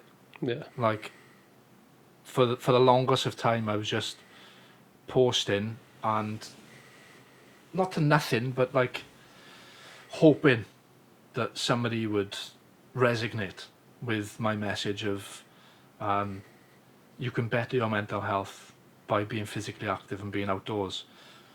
So for the team at Craft to recognise that in my social media is a massive confirmation to me that I am on the right path. Yeah. Like I am doing good things, and to keep going. It's only going to get bigger. Yeah. With Craft as well. Obviously, I got Dragon's Back coming up, so that's the main focus now is Dragon's Back race. Although I did nearly enter a VIP race in Hungary in 6 weeks. I'm still contemplating it, but I'm trying to sort flights and stuff. I'll have to see. Yeah. Talk more about the Dragons Back then, because I know that's the big goal this year. Yeah. Big goal. Yeah. I signed up to Dragons back in 2021, and I was about 10 weeks into training. There was a team of us. We were in the Royal Welsh. There was a team of 6 of us. All soldiers. There was one from New Zealand, who, funny enough, didn't complete, but has since been back and completed, and is now New Zealand's best uphill runner. So he's a soldier. Yeah. But I was doing some, like, this was last week, doing some research, because I was like googling Dragon's Back blogs, and Ian Best came up, right? He's an officer in the New Zealand Army, and he's like New Zealand's #1 ultra runner. I'm like, fucking hell. But anyway, I was signed up in 2021. I started getting like these pains in my face, and turned out I had a rare brain condition, and I was on the way out of the door to the army. They gave me the boot, so luckily I had refund protection, so I pulled my money out. And ever since 2021, there's always been that burning itch of I've got to go and do this Dragon's Back. Historically, there's a 36% last year completed it. It's 380 kilometers, 6 days. It used to be 5 days. It would have been 5 days if I'd done it in 2021, but they've changed it to 6 days. 17,000 meters elevation, but if you know Brecon and Elan and stuff like that, that back end, it's not runnable. Like most of it, it's all baby's heads. And then you've got day 2, which is all in Snowdonia and Cribgoch and all that. So you're facing different battles. So I've done a multi-stage race before from Spain to France. So I know that although it sounds brutal, somehow my body is only tired for like an hour the next day. So you'll find that when you do your 50k this weekend, right? You'll do your 50k Saturday. On Sunday, when you go and do 50k again, for the first 40 minutes, an hour, you'll feel dead. You'll feel terrible. But I guarantee, after an hour, and you let me know, right? Drop me a message afterwards. After an hour, you'll be back like you just started the ultra yesterday. It's fucking mad. So I know when it comes to that. And the thing is with the Dragon's Back, because of the elevation, a lot of it's power hiking, bro. Like, and a lot of people, it needs your training for Dragon's Back. If you're watching this, we're 20 weeks out. If you're not hiking, like I'd take out one of your long runs. So if you're doing back-to-back Saturday, Sunday, I'd take out one of your long runs and do a 5-6 hour hike. Because if you're not, you're going to have a fucking shock.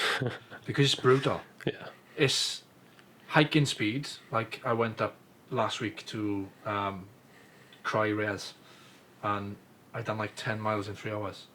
It's unheard of for me. Yeah. But because of the elevation, most of it's a hike. And if you can't hike, you're going to have a long 6 days. But yeah, Dragon's Back is... I'm going again for legacy.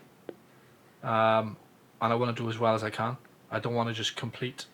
Now, a lot of people's philosophy when it comes to such a big race that can be hindered by a wrong step. Sleeping, like, is difficult. Misjudgment of nutrition because it's vegan. Now, I don't want to get too much things in the comments, but I'm not vegan, but the race is vegan.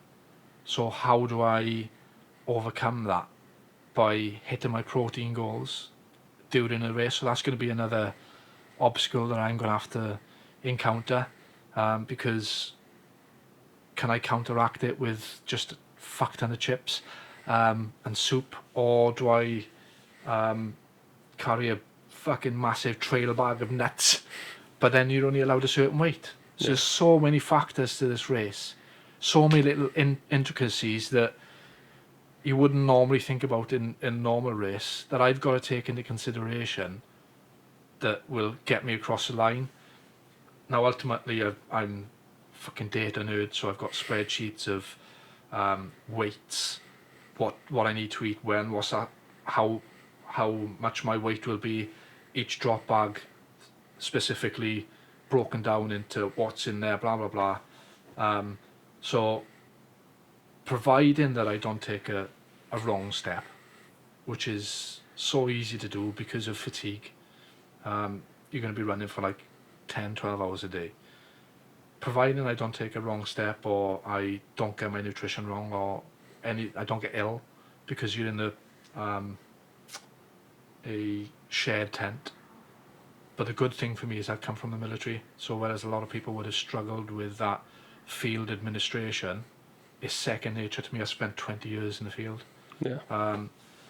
providing all that goes and I get all that fucking spot on, I'm going to be bold and I want to shoot as high as I can. And I want to be pushing from the front. And I know there's obviously the elite athletes that do this full time that I won't stand a chance against. Like your Simon Roberts of the world, or your Max Kings, or all them guys. But I think I can sneak into the top 10. And that's the plan. Yeah. I want to be top 10. I know realistically, I'm not naive to know that I fucking can't compete against these world class top athletes, but as somebody that runs, has a full time job, I think I'll be top of that group.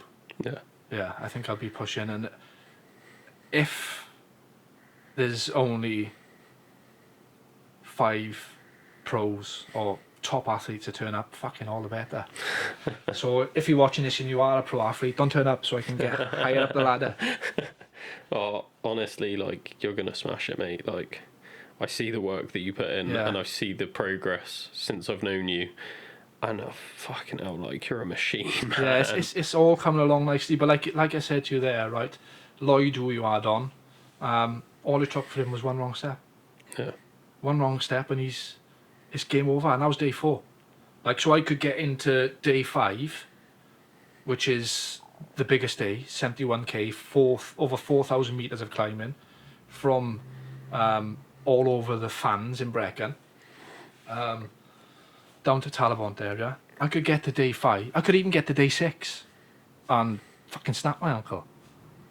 So the stars have got to align. Yeah. They really have. I've put in the work. There's no doubt. There's no shadow of a doubt that when I get to that start line, everything will be. There'll be no stone left unturned. Everything will be meticulous in regards to administration, weight, kit. So I'm giving myself the best chance. But Lloyd's the same in regards to planning, meticulous.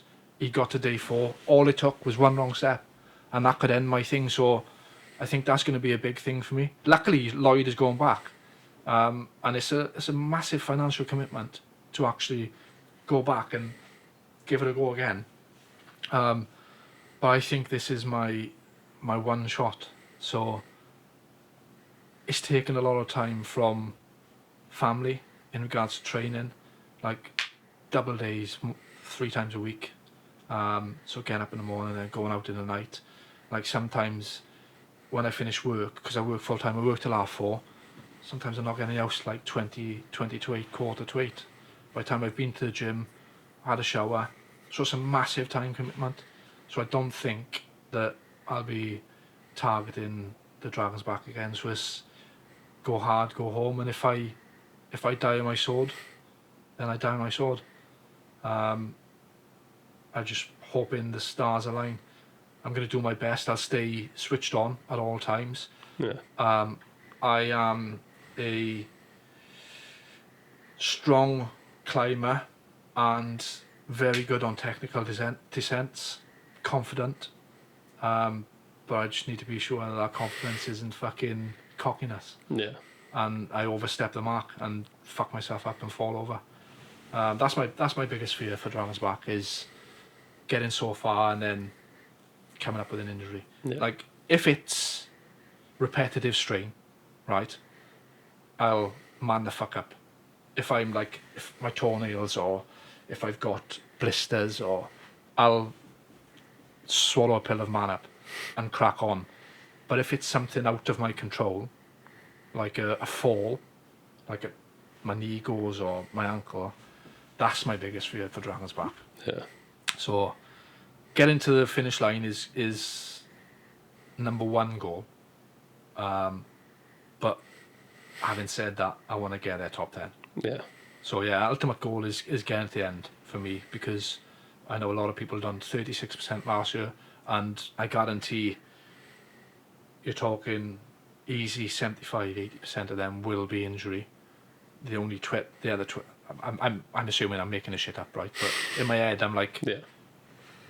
there'd only be a small minority of people that haven't trained enough and not given the race enough respect that it deserves. And For that commitment, yeah. Yeah. You're And- not signing up yeah. to that being like, oh, Yeah. you know what, like, Oh, it's I'm going not to going to happen. bother. Yeah, it's going to happen.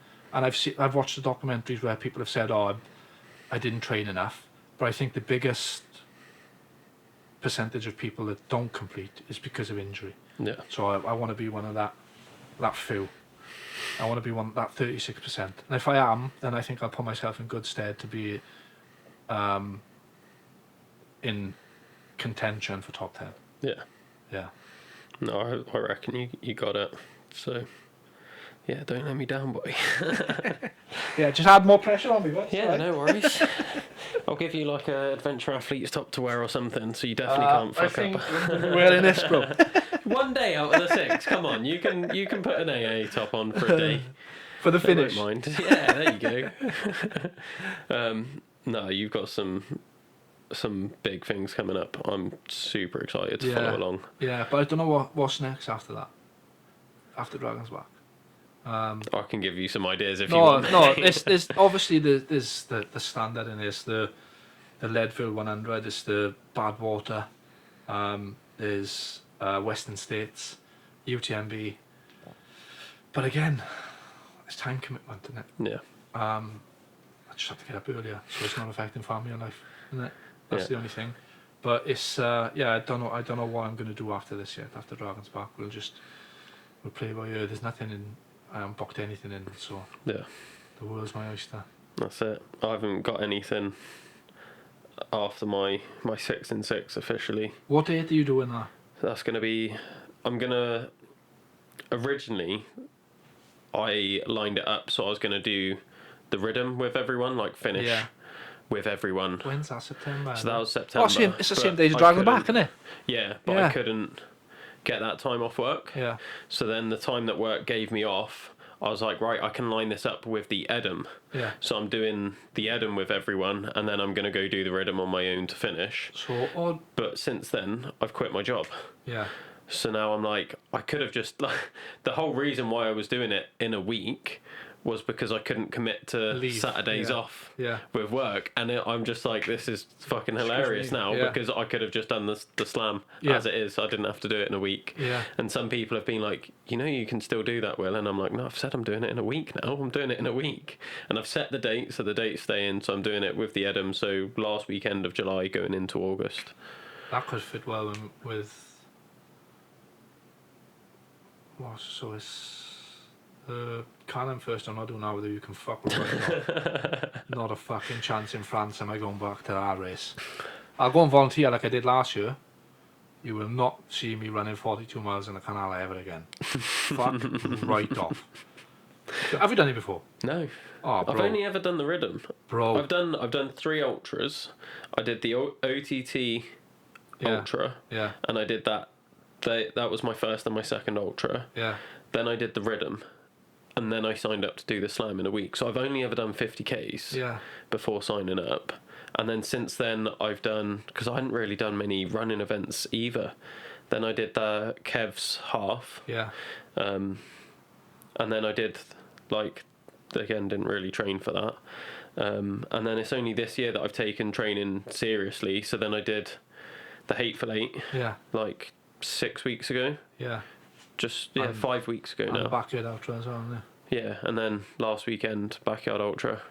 Let's talk about that for a second, all right? Because it's Yeah. it's something that's intrigued me, but I've never. Oh, mate. I've never done it myself. Yeah. The thing is, because we was talking, because I did the 4x4x48. Yeah. And you messaged me being Yeah. like, come on, hurry up. Yeah. And then I was like, oh, we can't all be like you. And you was like, I'm never fucking doing that. Yeah. And I was like, what?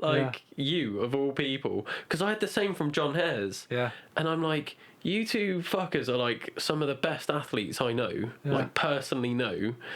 And you're both like, no, I'm not fucking doing that. And I'm like, come on, I'm doing it. So Yeah. both of you could How fucking was it battle as a context? I seen you and Jenks go out and do like a recce, and you were doing 49, 51 minutes of the lap. What did you find most difficult of actually managing your time once you finished your run, and what were your legs like running with like 10-minute stops every fucking hour for God knows how many hours. Right. This is the first time I've like properly reflected on a race. Was this one? Yeah.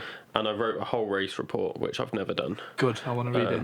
So I've put that out on my blog and whatnot. And genuinely, it's the most prepared I've ever been for an event. Yeah. I had a crew with me. My parents came down to crew me because they're crewing my 6 and 6. Yeah. So my dad was like, this will be like really good practice for me as a crew member, never having crewed me before. He'd watched Grant crew me when I did my tyre flip. Yeah. And he got like stuck in. Yeah. Fair play to him. He was fully involved in that tyre flip, and he was like preparing bags of food and tape and stuff. And I was like, he's a bloody good crew member. Like, that's who I want on my team.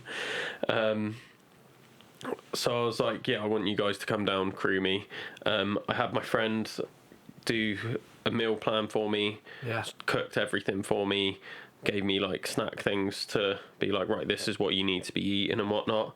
I had all my kit ready. I like overpacked because I knew it's going to be in a tent. Like it doesn't matter if I bring too much. You're not shifting it around. Yeah. So I'm like, I can pack way more than I need and I'll be fine.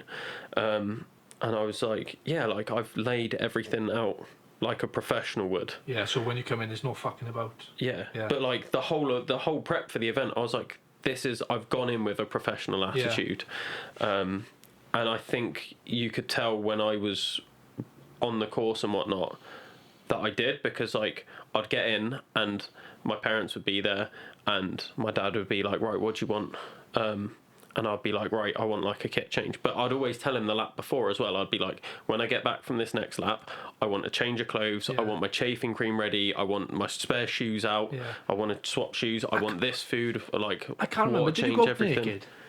What? Did you go out naked? As in like without any... No, I brought a vest with me. So I had electrolytes one side, water the other side. And every like 2 or 3 laps, I'd be like, right, I want my water changed. I didn't bring any food with me. I'd only eat in camp. But it was very structured. And I was like, every 3 laps, this is what I want. Every 4 laps, this is what I want. And it would be there ready. Would it change as well? Like when you were getting further than the thing, would you like, I can't stick gels, I want this, or... No, the thing that happened was... I only realised this after a couple of days afterwards, because I was racking my brains and I was like, my body feels good physically. Like, why did I stop? Like, what was causing me to stop? And I was thinking, I was like, it got to a point where I was like, I can't stomach food. I can't even stomach having a drink. And every time I was getting back, I had to go and lie down. And then I was throwing up throughout the night and stuff. And I was like... At the time, my thought was like, well, I've never run for 14 hours before. Like, maybe I'm just not ready. And I was like, I'm going to fucking kill. Like, the next day I was like, struggling to walk, but it wasn't really pain. And that's what was confusing me. And I was like, why did I stop? Why couldn't I have kept going? I had heat stroke. So fucking hell. So for the it was a 2 hot days, day. it was boiling. Yeah, it was fucking boiling. But I'm prone to heat stroke, so I should have known that. You fucking knobhead. Yeah. So I've like reflected on it, and I was like, I had bloody heat stroke, and I did nothing about it. You weren't wearing a hat, were you? I was, but it was like that one up there, the buff one. It's not a running hat. It's just a hat that I got when I was on holiday in Canada. But I was like. Like I was throwing up for a couple of days afterwards. I was still struggling to stomach food, and I was like, "That's not normal for me." No, that's not post ultra. No. And the last time I remembered being like that was when I did my 50-mile barefoot walk across the Brecons, where I didn't have a hat, and it was again the hottest day of the year that I was doing that. Funnily enough, and I had heat stroke, and I was like, "This is exactly the same feeling." It was fucking boiling as well. Because I remember me and there was a breeze though as well, wasn't it? There was a nice breeze, but it was warm because I come down with the family, and I was fucking sweating walking around. Thinking, fucking hell, there's some temperature today. Did you have a target in mind? No one who started. Do you have an amount of hours or? Yeah. So I've been going on about this, and I feel disappointed in myself. Why? But you know what I'm like. I'm so hard on myself. Yeah, fair one. But like... But you've just said yourself, you've never run fucking 14 hours before. Well, no. So like... How can you expect to run more? There is a part of me that's disappointed, but there's another part of me that isn't. Yeah. Because originally when I signed up to the race, I was like, the most I'd ever run, like I said, was those 50Ks. Yeah. And I was like, right, that's like 30 odd miles. Yeah. I was like, I'll sign up and I'll try and go for 12 hours. Yeah. Like, I'll hit 50 miles. That'll be like a 20 mile jump, and I'll put like the training in. Yeah. And when I went to Kev's event, I was like, I want to do like 4 laps. Yeah. And that I only decided on the 4 laps like a week or 2 before. Yeah. And I was like, that's a big jump for me. That's like 30, what was that, like 37 miles that would have been if I did the 4 laps. And then I went out on the 5th lap, so I did 5 laps. Yeah. And I was like, I was going to say, you done like 70 K, didn't you? yeah. So I ended up hitting like just over like, I think it was like 47 miles I hit on that race. And then I was like, because that was a month before the backyard, I was like, well, Excuse me. going to 50 now doesn't seem that much of a push for me. Because you've already Because I've done 47. Yeah. So I was like, if I wanted to, I could have easily done another 3 miles. Yeah. And I was like, well, what should I go for then? And you know what I'm like, I was like, 100. I was going to say, Yeah. I bet you had a fucking 100. I was like, I wanted the 24, but then I was aware enough that I was like, I'm not sure that's going to happen. Like, that is a big difference for me. Oh, it's huge. But I was like, mentally, like, when I was thinking about it, I was in a really good challenge mindset, which is why I did the 4:48. Yeah. I was in a good mindset, being like, I can fucking push. Yeah. So I was like, mentally, this is a good challenge for me because I can just keep going. Getting close to race day, that wasn't the case. But I was like, I was aware enough knowing that that was a big jump. So I was like, 18 laps. I'd love 18 laps because that's 75 miles still. Yeah. And I was like, that's good going. I was like, I'll be satisfied with 18 laps. I'll be happy with 24. And I hit 16. 60. Yeah. So I did 66 miles, which is, again, 20 mile more than I've ever done. How can you not be happy with that? Because it's me. Yeah. But like, this is the thing that frustrates me, is knowing that physically, I, like, looking back, I'm like, I could have done more. Yeah. But, like, heat stroke, like, it just fried my head too much. Yeah. And I just couldn't stand it. Because even, like, this is what I'm most annoyed about. I told myself I was going to time out of a lap. So, like, most people are like, don't quit in the chair. Like, get to the corral, go out for the lap and walk back. And a lot of people did that. Yeah. And I was like, I don't want to do that. If I go out for a lap, I want to finish the lap and have timed out. Yeah. Like, no matter what. And I didn't do that. I got across the line and then I literally just turned back. I was like, no, I'm done. I had nothing in me because I just felt so ill and Depleted. no energy. Yeah, depleted. And I was just like, I couldn't figure out why. I was just assumed that I just wasn't ready for it. But then looking back and being like, if I didn't have heat stroke, like, how much further could I have gone? Yeah. And that's what's like bugging me, because I'm like, Ah, without that heat stroke, Good lash events. When's the next backyard ultra? that is what's bugging me though, because I'm like, I could have got 18. Like, looking back, thinking about how good my body felt. Be honest with yourself. You're not thinking 18. You're thinking 24. You twat. I know you are. No, but like, I'm like, how close could I have got to the 24? Because I'm like, I could have done 18. Yeah. But how close could I have got to that 100? Yeah. And I used my ankle, because I told you about my ankle break and everything. That has always been an issue when I've done ultras since breaking it. Is it swells up like mad. Like the second time I did the OTT was my first ultra back, and during the event it swelled up like a fucking balloon. Like, it didn't heal properly. And then when I did the rhythm towards the end, towards the end I could feel it swelling up. Yeah. But then, like, for both of those events, like, for the next, like, well, for the first one, a week after it was swollen. For the rhythm, 2 days after. Yeah. Like, good solid 2 days where it's like to Just the point where I can inflamed. barely move. Yeah. And then when I did this backyard, it was swollen, don't get me wrong, but I could move it. Yeah. And then within like half a day, like, I was out running again. Yeah, but that's telling me then that at that stage of the race as well, I'm getting swollen ankles as well. Yeah. So it's not your ankle, it's just a natural part of the body healing. Is your feet will swell like fuck, and this is why we tend to go latter stages races when you're running 100, like 50 odd miles in or whatever it is, you'll change to a size a half up. So that's telling me that's normal, because that's fucking happens to me. Yeah. Which is good. But what I am happy about is my approach going in, Yeah. being like, I've got, like I said, it was professional. Yeah. I went in like a pro runner. Yeah. And Just like, be fucking happy with the 16 hours, you twat. and like, I'm happy with, because like I said, like, it's this year that Yeah. I've taken my training seriously. Like, Yeah. you tried writing me a plan for that Yeah. fucking half marathon, Yeah, that bit Kev's that one. Yeah, and I think I did 1 week, and then I just got distracted with like, oh, I'm weightlifting, or I've got like this that I'm doing, or that, and I just sacked it off completely. So it's only been since January that Yeah. I've taken running seriously, Yeah. and people are like, shut up, you've done ultras, and I'm like, no, but I've never trained. Whereas now I'm There's like, a difference in it. yeah, like I tell everyone, last year, the whole of the year, considering I ran the 496 in January as well, so I'd done 496k, I'd done 1000k in 2024, including the ultra, Yeah. including the half marathon. Like, So most of that was come from races and that challenge. yeah, so like there really wasn't a lot of like Yeah. training in there, and then that was also, I was doing like couch to 5k course and things like that, so like that's Weekly, gonna add it up. Like twice a week I'm out running, and say probably we're where only your doing, mileage like, come from.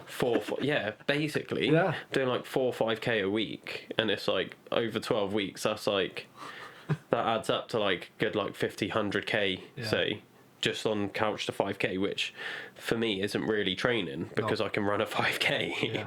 So it's like, you know, you look at that and it's like, I really didn't do that much running. I've done 1000k this year already. Yeah. So I've trained more this Than you year did last than year. I did for the whole of last year. And it's just like, I can see, like, that's why I could go from doing like the half to then being like, oh, I've now done the Hateful Eight, Yeah. gone into the 448, gone into a backyard ultra, and now I've got 250k's this weekend, and I'm actually feeling pretty good. I'm not beat up, and I'm like, that's a massive difference for me. Yeah. and- Usually I'm fucked after an event like you've seen. Well, that's the thing. It's like you said there. You last year done a 1000k, but like I just said about the volume, the good thing with having that volume is you're more able then to withstand I'm just gonna go and run 50k back to back. Yeah. Whereas if you were doing 20k a week training, there's no fucking way on this earth you could go and do 50k back to back. Yeah. Because you've been banging 100k weeks, your body's like, I'm used to this. It's fine. Yeah. Which is a massive step up. But with regards to that backyard 16 is a base now, and it's a solid, you can go, do you know what, I'm content with that. But next time, I want to get 24. Yeah. Not 18. Next time, I want to get 24. But like I came in on pace like 45-minute laps. Yeah. That was perfect for me. Jenks liked it slower. When I did the practice laps with him, that pace was too slow. You Yeah. know when like you run too slow and it like hurts your knees. Hurts, yeah. That was me when I did 3 laps with him. Yeah. 3 laps with him, and I was like, mate, my knees are hurting. Yeah. And I was like, I can't run with you in this event, mate. I'm sorry. Yeah. So I was doing 40 to 45 minute laps. I was happy with that. There was one lap where it was like my victory lap. Yeah, I seen lap it come 11. first, didn't it? Yeah, lap 11. I was like, it's because I was like feeling shit mentally. Yeah, I think so- that's where the heat stroke was starting to kick in, and I was starting to feel drained, and I was like, I've got more in me. Yeah. Trying Trying to prove to yourself then, I fucking can do this. But it brought me back to the Hateful Eight because you weren't there, were you? No. So did you see my story about it? In fact, I was there. At the Hateful Eight? Yeah, I marshalled him, remember? Oh, yeah. Yeah, me and Nath. So, no, that was the half. Because I got the videos from you It and was Nate from the half, yeah. So the last sort of like 10k or like 13k of that event, Yeah. the Hateful Eight, I was flagging. I went from doing like 7 minute kilometers to doing 9-10 minute Walking. kilometers, and I was trying to jog. I could not. Getting nowhere fast. Yeah, I was dying, and my only thought was John Hez is out on a lap ahead of me, Yeah. and I'd cross paths with him just after like the halfway point sort of thing. And I was like, I do not want him lapping Catch me. up. I don't want to be lapped was the only thing. So I was constantly like looking over my shoulder, and I was getting closer and closer to the end. And the last K, like I just crossed, you know, the bit where you cross the road, yeah. and then you've got that last Yeah. K, that last stretch. I look around, John wasn't there.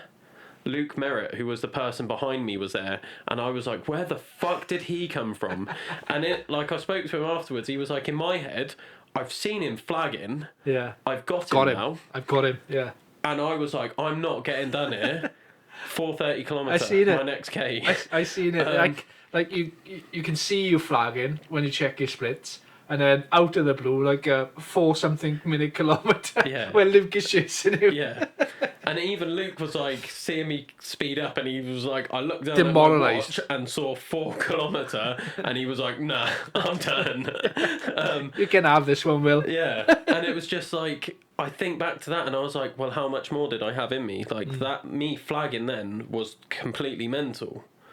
So that's what was happening in my head in the backyard. I was like, this is mental. I'm going to go for a push lap and just be like, shut the fuck up, Will. Get on with it. And I did that, and I did like a 37, 38 minute lap. Yeah. And like by then, all the people that were doing it fast were starting to slow down. And then I didn't go out with the intention of coming first on the lap. I was like, I'm just not going to walk. Yeah. I'm not going to walk, like, you know, well, you don't know what it's like on a backyard, but you can imagine, like, as soon as there's an incline, you're like, I'm not in a rush. I'm going to walk the incline. I'm going to save my body. I was like, I'm not walking this lap. Yeah. I'm running the whole thing. So is it, from your experience now, is it more beneficial to try and get the lap done as quick as you can to get as much rest, or is it No. to find that perfect medium where... I think it's finding the balance that works for you. I think 15 minutes is a good rest. Yeah. That's enough where you can eat something proper, and then be you ready can have to a go lie again. down Yeah. if you want to. You've got Yeah. enough time to get changed and not feel like you're rushing, Yeah. but you're also not fucking yourself up. And how does Sarah Perry do it? Because obviously I've She never was done a very backyard. consistent. I mean, like, is she including like power sleeps, like fucking 2-minute sleeps and all then, or... Well, I heard that she doesn't sleep during these things. So what does she do? She's done 35 and 35, Yeah, but her so record's 59. yeah. And she was like, yeah, I don't Don't sleep. sleep. She's just, there's, Yeah. and she lives off like toasties. Yeah, that's... Like, you watch all of the Instagram clips that she Yeah. had filmed, she's having a toasty in most of them. Yeah, And that's... she swears by it. But she was just like super consistent. It got to a point where like you can start, like, loads of people are dropping off Yeah. and starting to struggle. She's looking like she's just started. Like, Yeah. even when she did that last lap, she's looking like she's just started. Like, she got plenty in the tank, like... Yeah, loads. But there was a point where someone pointed out, they were like, because everyone's like dying, and they're looking at her being like, she's doing so good, like, what is going on? And someone was like, have you noticed? She's only just put a vest on. And it's like, fuck. Yeah. Like, I'm there running the vest from lap 1, and she's getting to like lap 20, and she's like, yeah, I might need some water on this lap. And it's like, what? Fascinating to me. She's stuff like that. a machine. Yeah. Seeing her like run, Yeah. so unassuming. Yeah. She's just like plodding along, going at her own pace, like Yeah. not getting caught up in anything. And Proper fascinating to me. When I went down and I seen Paul, we went, the British champs here. Sarah, I was like, it'd be interesting to see how this pans out. But yeah, I didn't know if like that sort of setup of race allows the affordability to, like, sometimes if I'm like running long distance, I'll try and get like a 2-minute power I think nap. most people do. Like, Yeah. I think I was talking to Jenks about this when we was doing the lap and whatnot, or maybe on like the training run. Yeah. And he was like, I've watched loads of documentaries, and he was like the best strategy he's found for him, Yeah. and I think it did work really well for him, is he'll do like 55 minute laps. Yeah. So then he's not cooling down in between, and he keeps going. But then every now and then, if he wants more substantial rest or food, he'll Yeah. do a push lap, and that's when he'll go for like a 45. Yeah. But he's saving his energy because he's just like constantly, you know, you like, if you're doing a long run, Yeah, you don't you really need want to to- no, stop. You no. just want to like keep going for a going, while. yeah. So like that was his tactic, and I think that worked great for him. I don't think that would work great for me. Yeah. And there were people that were out there that were doing like 30-minute laps, and they could keep going for like 20 laps and Yeah. keep that up. But yeah, like, it's just finding what works for you. I don't think doing fast laps all the time is good. No, I 'cause don't. There's you're no gonna point. when you're doing a fast stop, you're burning a candle, isn't it? There's only so Yeah. much candle you can have before it fucking runs out. Yeah, and it's like they've got the argument of I've got more rest, but it's like how much rest do you need? Before it's too much, and you Yeah. can't. When you try and start running again, then you. This is what I say about checkpoints. Not like in a normal race. I've never done a setup like a backyard ultra, but in a normal race, if I was to spend too long in a checkpoint, Yeah. for me to get going again, and this is where my head has come at from a backyard ultra standpoint, is I know if I spend 10 minutes, and I've done it in the past, like spend 10-15 minutes in a checkpoint, when I try running again, fucking baggage. It's hard work. Yeah. And I'm then fighting to get back to what I used to be. Then I'm another checkpoint, and I'm in a continuum. So I've always looked at backyard ultras as like, do I time it where I'm just coming in with like minimal rest to get enough water and then get out, or Yeah. is that 15 minutes going to be beneficial and I can get like a quick 2-minute sleep or something? Usually I struggle myself when I stop at checkpoints, Yeah. but 15 minutes perfect for me. That's interesting. Like, yeah, because you've got like they'll give you a 3-minute, 2-minute, 1-minute warning to get Yeah. into the corral, and I was like, I'll start getting my stuff together at the 3-minute, but I'll be in the corral at the 2-minute. Yeah. And I was like, so I've got like those 3 minutes. I'm sat down for maybe about 10 minutes, but that felt good. That felt enough where I'm like, I've had some food. I've like chilled out a bit. Like Yeah. I'd be on my phone, Good like to go updating again, people yeah. and stuff, and then I'll be like, right, yeah, no, I'm good to go. Maybe I'll hit the backyard after Dragon's back. Do it, mate. Do Yeah. it. You'll smash It'd it. be an interesting one to see how to attack it. Yeah, I think it's a really good format because it's different. Like you'll get a completely different winner than what you'd expect. Yeah. Oh yeah. Like you look at people that are winning like the 100-mile races and they're like focused on speed and stuff. And this is the thing, But isn't it? you It's like, you don't have to be the fastest. no, It's like you just can have to be just the most consistent. yeah. Yeah. So I think it lends itself to a different type of person, like Sarah. Yeah. Like just Jesus Christ. Yeah, it's fascinating. I'm not saying she's not a good ultra runner because she's phenomenal. Yeah, it's fascinating. But like backyard, it just suits some people. It suits Jenks. Jenks, Yeah. he loved it. Yeah. You could see like seeing the difference. You probably saw it when you came to the camp. The Yeah. difference between me and Jenks, where it was like, oh, how was that, Jenks? Oh yeah, I'm loving it. Like Yeah. Mr. Positive, and then you're like, how was that, Will? He didn't even Feel fucking shit. speak. He didn't even fucking speak to me. He just sat there like that. Yeah. Oh mate, I hated it. But like, I think that's just me in events. Yeah, yeah, I'm you not just a happy person at events. Single focused on the outcome, like. Yeah. Yeah. Everyone knows I'm hyper competitive, not usually against other people, but against myself. Yeah, but I yeah. use other people to G myself up. Yeah. And it's like, I need that drive, and like, I've got a lot of darkness. Yeah. And that's my release for the darkness. Yeah. And I sit in it and I live there Yeah. when I do these events. Yeah. Jenks isn't that. Yeah. I wouldn't want him to be that. He's No, himself. no. And like having him there and like seeing the contrast, like there was times where I was sat in my tent and I could hear him getting back like 5 minutes after me, and he's like, oh, what's happening, guys? And I was just like, Jenk, shut the fuck up. I was like, you're pissing me off how positive you are. Like, I'm fucking dying here. And you're like, hey! But it's brilliant though. You need like, he is a spice of happiness, Jenks, isn't he? Yeah. He really is. And yeah, it was good to see you both, and you both had like you say, different approaches. Tell you what, Jenks had some like cheesy mash with broccoli and looked Yeah. fucking banging. Yeah, I'm all over that. Yeah. Like next event, 100%. Yeah. Because you can just have it prepped like he did. And I Yeah. was like, fuck, that's so easy. Yeah. Fair play. You both had fucking good setups and both looked good to go for a long time. Yeah, he only stopped because he was like, oh, I'm saving myself a wild Yeah, horse. he's doing the wild horse. He don't want to put But I himself was in a like, hole. you could have gone for ages, mate. Like, Yeah. he could have got the 100 easy. Yeah. He's done 100 down Well, the bottom. he's banged out 2 in less than 11 months, hasn't he? Yeah, and I'm like, you could easily get 100. Yeah. Like, if not further. Yeah. But I suppose he knows what it takes to come back from 100, so he's got wild horse. He's sensible. Yeah. I'm not.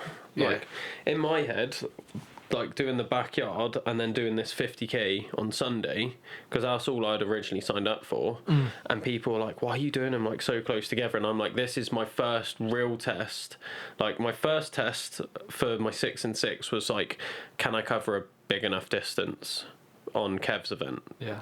And then the second test was me being, can I do an ultra one weekend and then do another one the next weekend? Yeah. But then feeling so fresh after that one, I was like, I'm running the 50 on Saturday. You're going as to well. need to do it though. Well, like, Yeah.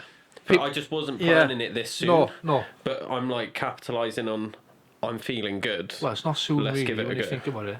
You got like May, June, and then you're doing it July. So are you like Well, 3 months out. 12, 15 weeks out? Yeah. So this is the time that you want to be doing back-to-back long runs to get your body used to it. So people may look at it and go, oh, why is he running 50k one day, 50? If you're doing a targeted 6 ultras in 6 days, you're going to have to be. Like you, did you see Nathan Reese's podcast talking about that Jamie something, run 5 ultras? Well, apparently, I don't know how much truth there is in it, Nathan said that his longest run was like 20k, I think. Yeah. So if he's doing that, he's not prepared for that. That's why he was fucking baggage. Yeah. Complete baggage. So if you haven't done these back-to-back long runs, and this probably won't be your only one. I'm telling you now, from me knowing you, you'll do this one, and then in like, you think about it, that's 15 weeks out. Another 3 or 4 weeks, you're going to have to do it again. Well, that's when I've got my high rocks. So this is where my high rocks are going Right, in the there. week after the high rocks. You're going to have to do it again. Yeah, like I'm trying to message like good runners that I know that I like want to like aspire to be like and run like I want to go running with you more. Yeah.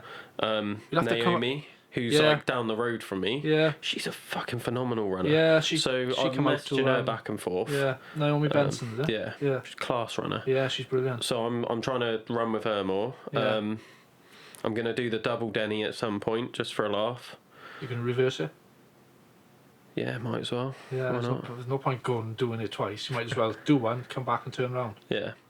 Because I was going to do it before. I was going to be the first to do it. Yeah. But on the day I got there, I turned up and it was later than I wanted it to be. And I was like, oh, I'm going to do the double Denny. They were like, oh, yeah, cracking. Like, ring the bell, off you go. And I was taking my time because I was like, oh, they don't close till 3:30. Yeah. When I got back after the first lap, I think it was like 12 o'clock, 12:30ish. So I was like, I've got loads of time. They're like, oh, we're closing early today. Yeah, just half to, one, yeah. And I was like, oh, fuck. Yeah. Luke's done a double Denny, isn't he? Yeah. Yeah, I seen a couple of weeks ago he done a double Denny. Yeah. Like a few people have done it now. Are they?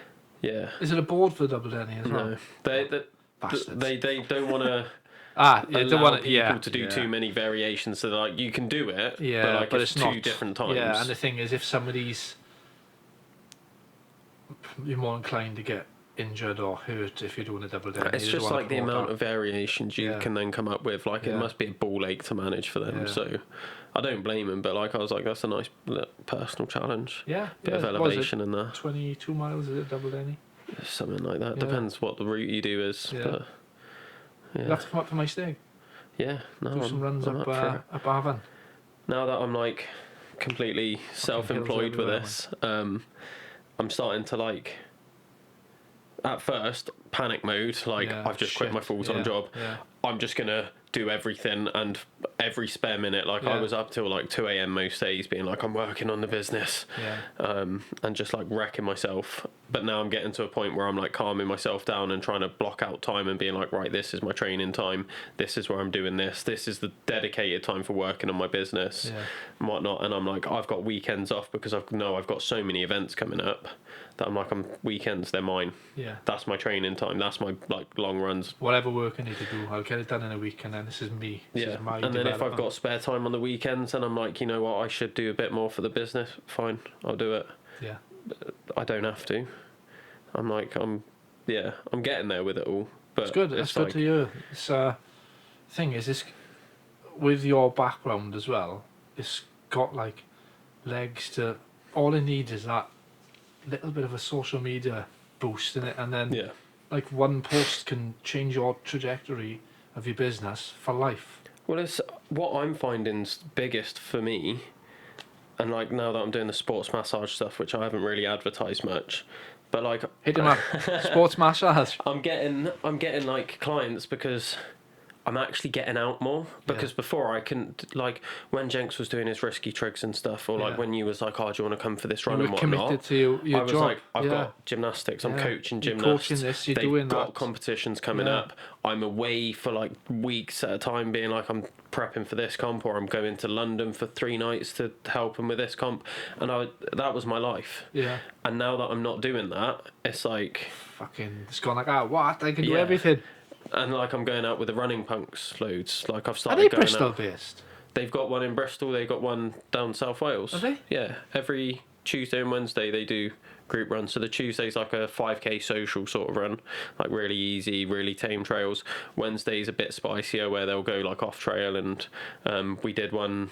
It was around Caerphilly sort of way, and we ended up like going through like the forestry bit, so there's no footpath, and it's like, let's run through the forestry, middle of the night, head torches. Was going down like dirt bike tracks and stuff. How far's that from it? I'm missing that in my stake, but like there's a running group in my stake, but it's purely aimed at the couch to 5k. Yeah. Then there's a triathlon team, the Wolf Pack, and they are obviously they're running. This is usually based around road running and getting the fastest. But there's so many trails in my stake. I've been even thinking in my head like Jenks has got that thing in Bali of trying to start something, because fucking running on. All I do is run on my own, but like I come home and my missus will attest to this, but I hate it. No, because of the amount of volume I'm having to do. Come on, this week's been shit in work, really shit. I've had probably one of the most stressful weeks I've had. There's a lot of responsibility on my shoulders. I'm managing projects in the millions, and it's been a fucking nightmare, right? And I come home, I'm like, I can't be arsed. I cannot be arsed to go and run. Yeah. And then it'll take me half hour, 40 minutes of procrastinating, and then I'm like, I have to go out. But then if I had that running punks, it takes away that fucking, I can't be arsed, because if you've told someone that you're going to run with them, that's what I've been using it for. Because I suck at socialising. Yeah. You've seen me in groups, I don't do well. well. It's such a beneficial tool that if I had that in my stake, and I've even been thinking about, as I was just going to say, of setting something up in my stake, because the trails in my stake are phenomenal. Yeah. But like, because I got 2 mates that live in Tarwood, that's like a 35-minute drive for me. So I'm working all these hours, then I'm driving an hour and 15 combined, getting a training in. Again, I'm not getting until fucking 9 o'clock. So I need something on the door, and I just haven't got it. Yeah. So this is why sometimes I'll go down and make the commitment to go down to Jenks and run, or try and link up with other people. But my stake is missing out massively. So I've been thinking about it. But if you are from my stake and you're watching this, you want to link up for a trail run, then hit me up, because I'll get out running with you, Come mate. up. It's only, I've found a little route from my house now to here, and it was only like 28 minutes. It's not far. Yeah. Literally, the lanes are bastards. Yeah. Because it's not the main roads. Yeah. It's through Blackmill, through the lanes there. They're bastards, but it's like 28 minutes, so it's not even that far. Yeah, no, we'll get out, or we'll go up like Breckenway or something, because I need to get in the mountains a lot more. Yeah. I really want to get my mountain legs on. They develop quick as well, to be fair. I'm in a strong position. Yeah. When I went running punks and Jenks was there Wednesday, all the uphills, like there was one uphill in particular where I dropped Jenks. Yeah. And I was like, I've just dropped Mr. Elevation, and I was looking at my heart rate. I was like, I'm only at 140. Yeah. But I felt good, and I was like, like it wasn't super quick, but for an uphill it was a decent pace, and I was like, why am I feeling so strong? I did a backyard on the weekend. Yeah, it just shows your training's paying dividends, that's all. Yeah. But yeah, no, like I need to run more. So Yeah, yeah, I'm going to be come running up, loads. Come up, I'll take one of my state trails. Yeah. And So, it'll give me that extra edge to not stare at my trainers for fucking half hour. Literally, but honestly, I come home from work and the hardest thing for me, even though I'm doing all these miles, or kilometres as I call them, is getting out the door. yeah. Like, if 9 times out of 10, fucking long day in work, you're like, oh, I cannot be arsed with this. But then I end up dragging myself out, and then I'm fucking 45 minutes later than I should be anyway. Yeah. So I get back, eat, bath, fucking bed, do it all again. Yeah. So I need you to come up to my stake and fucking run with me. No, I'm on it. I'll make some time in my Good. calendar. Good. Do like at least like monthly Yeah. run together, Yeah.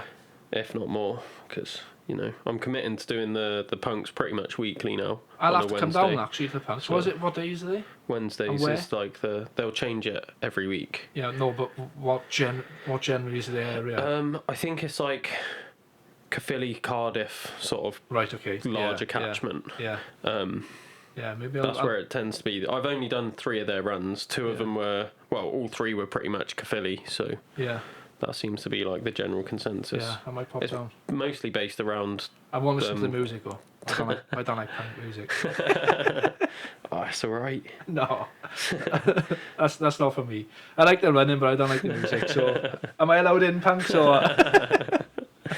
Yeah, no, get down for like just every now and Yeah, then, mate. yeah, well, There's some bloody good people there, so. yeah.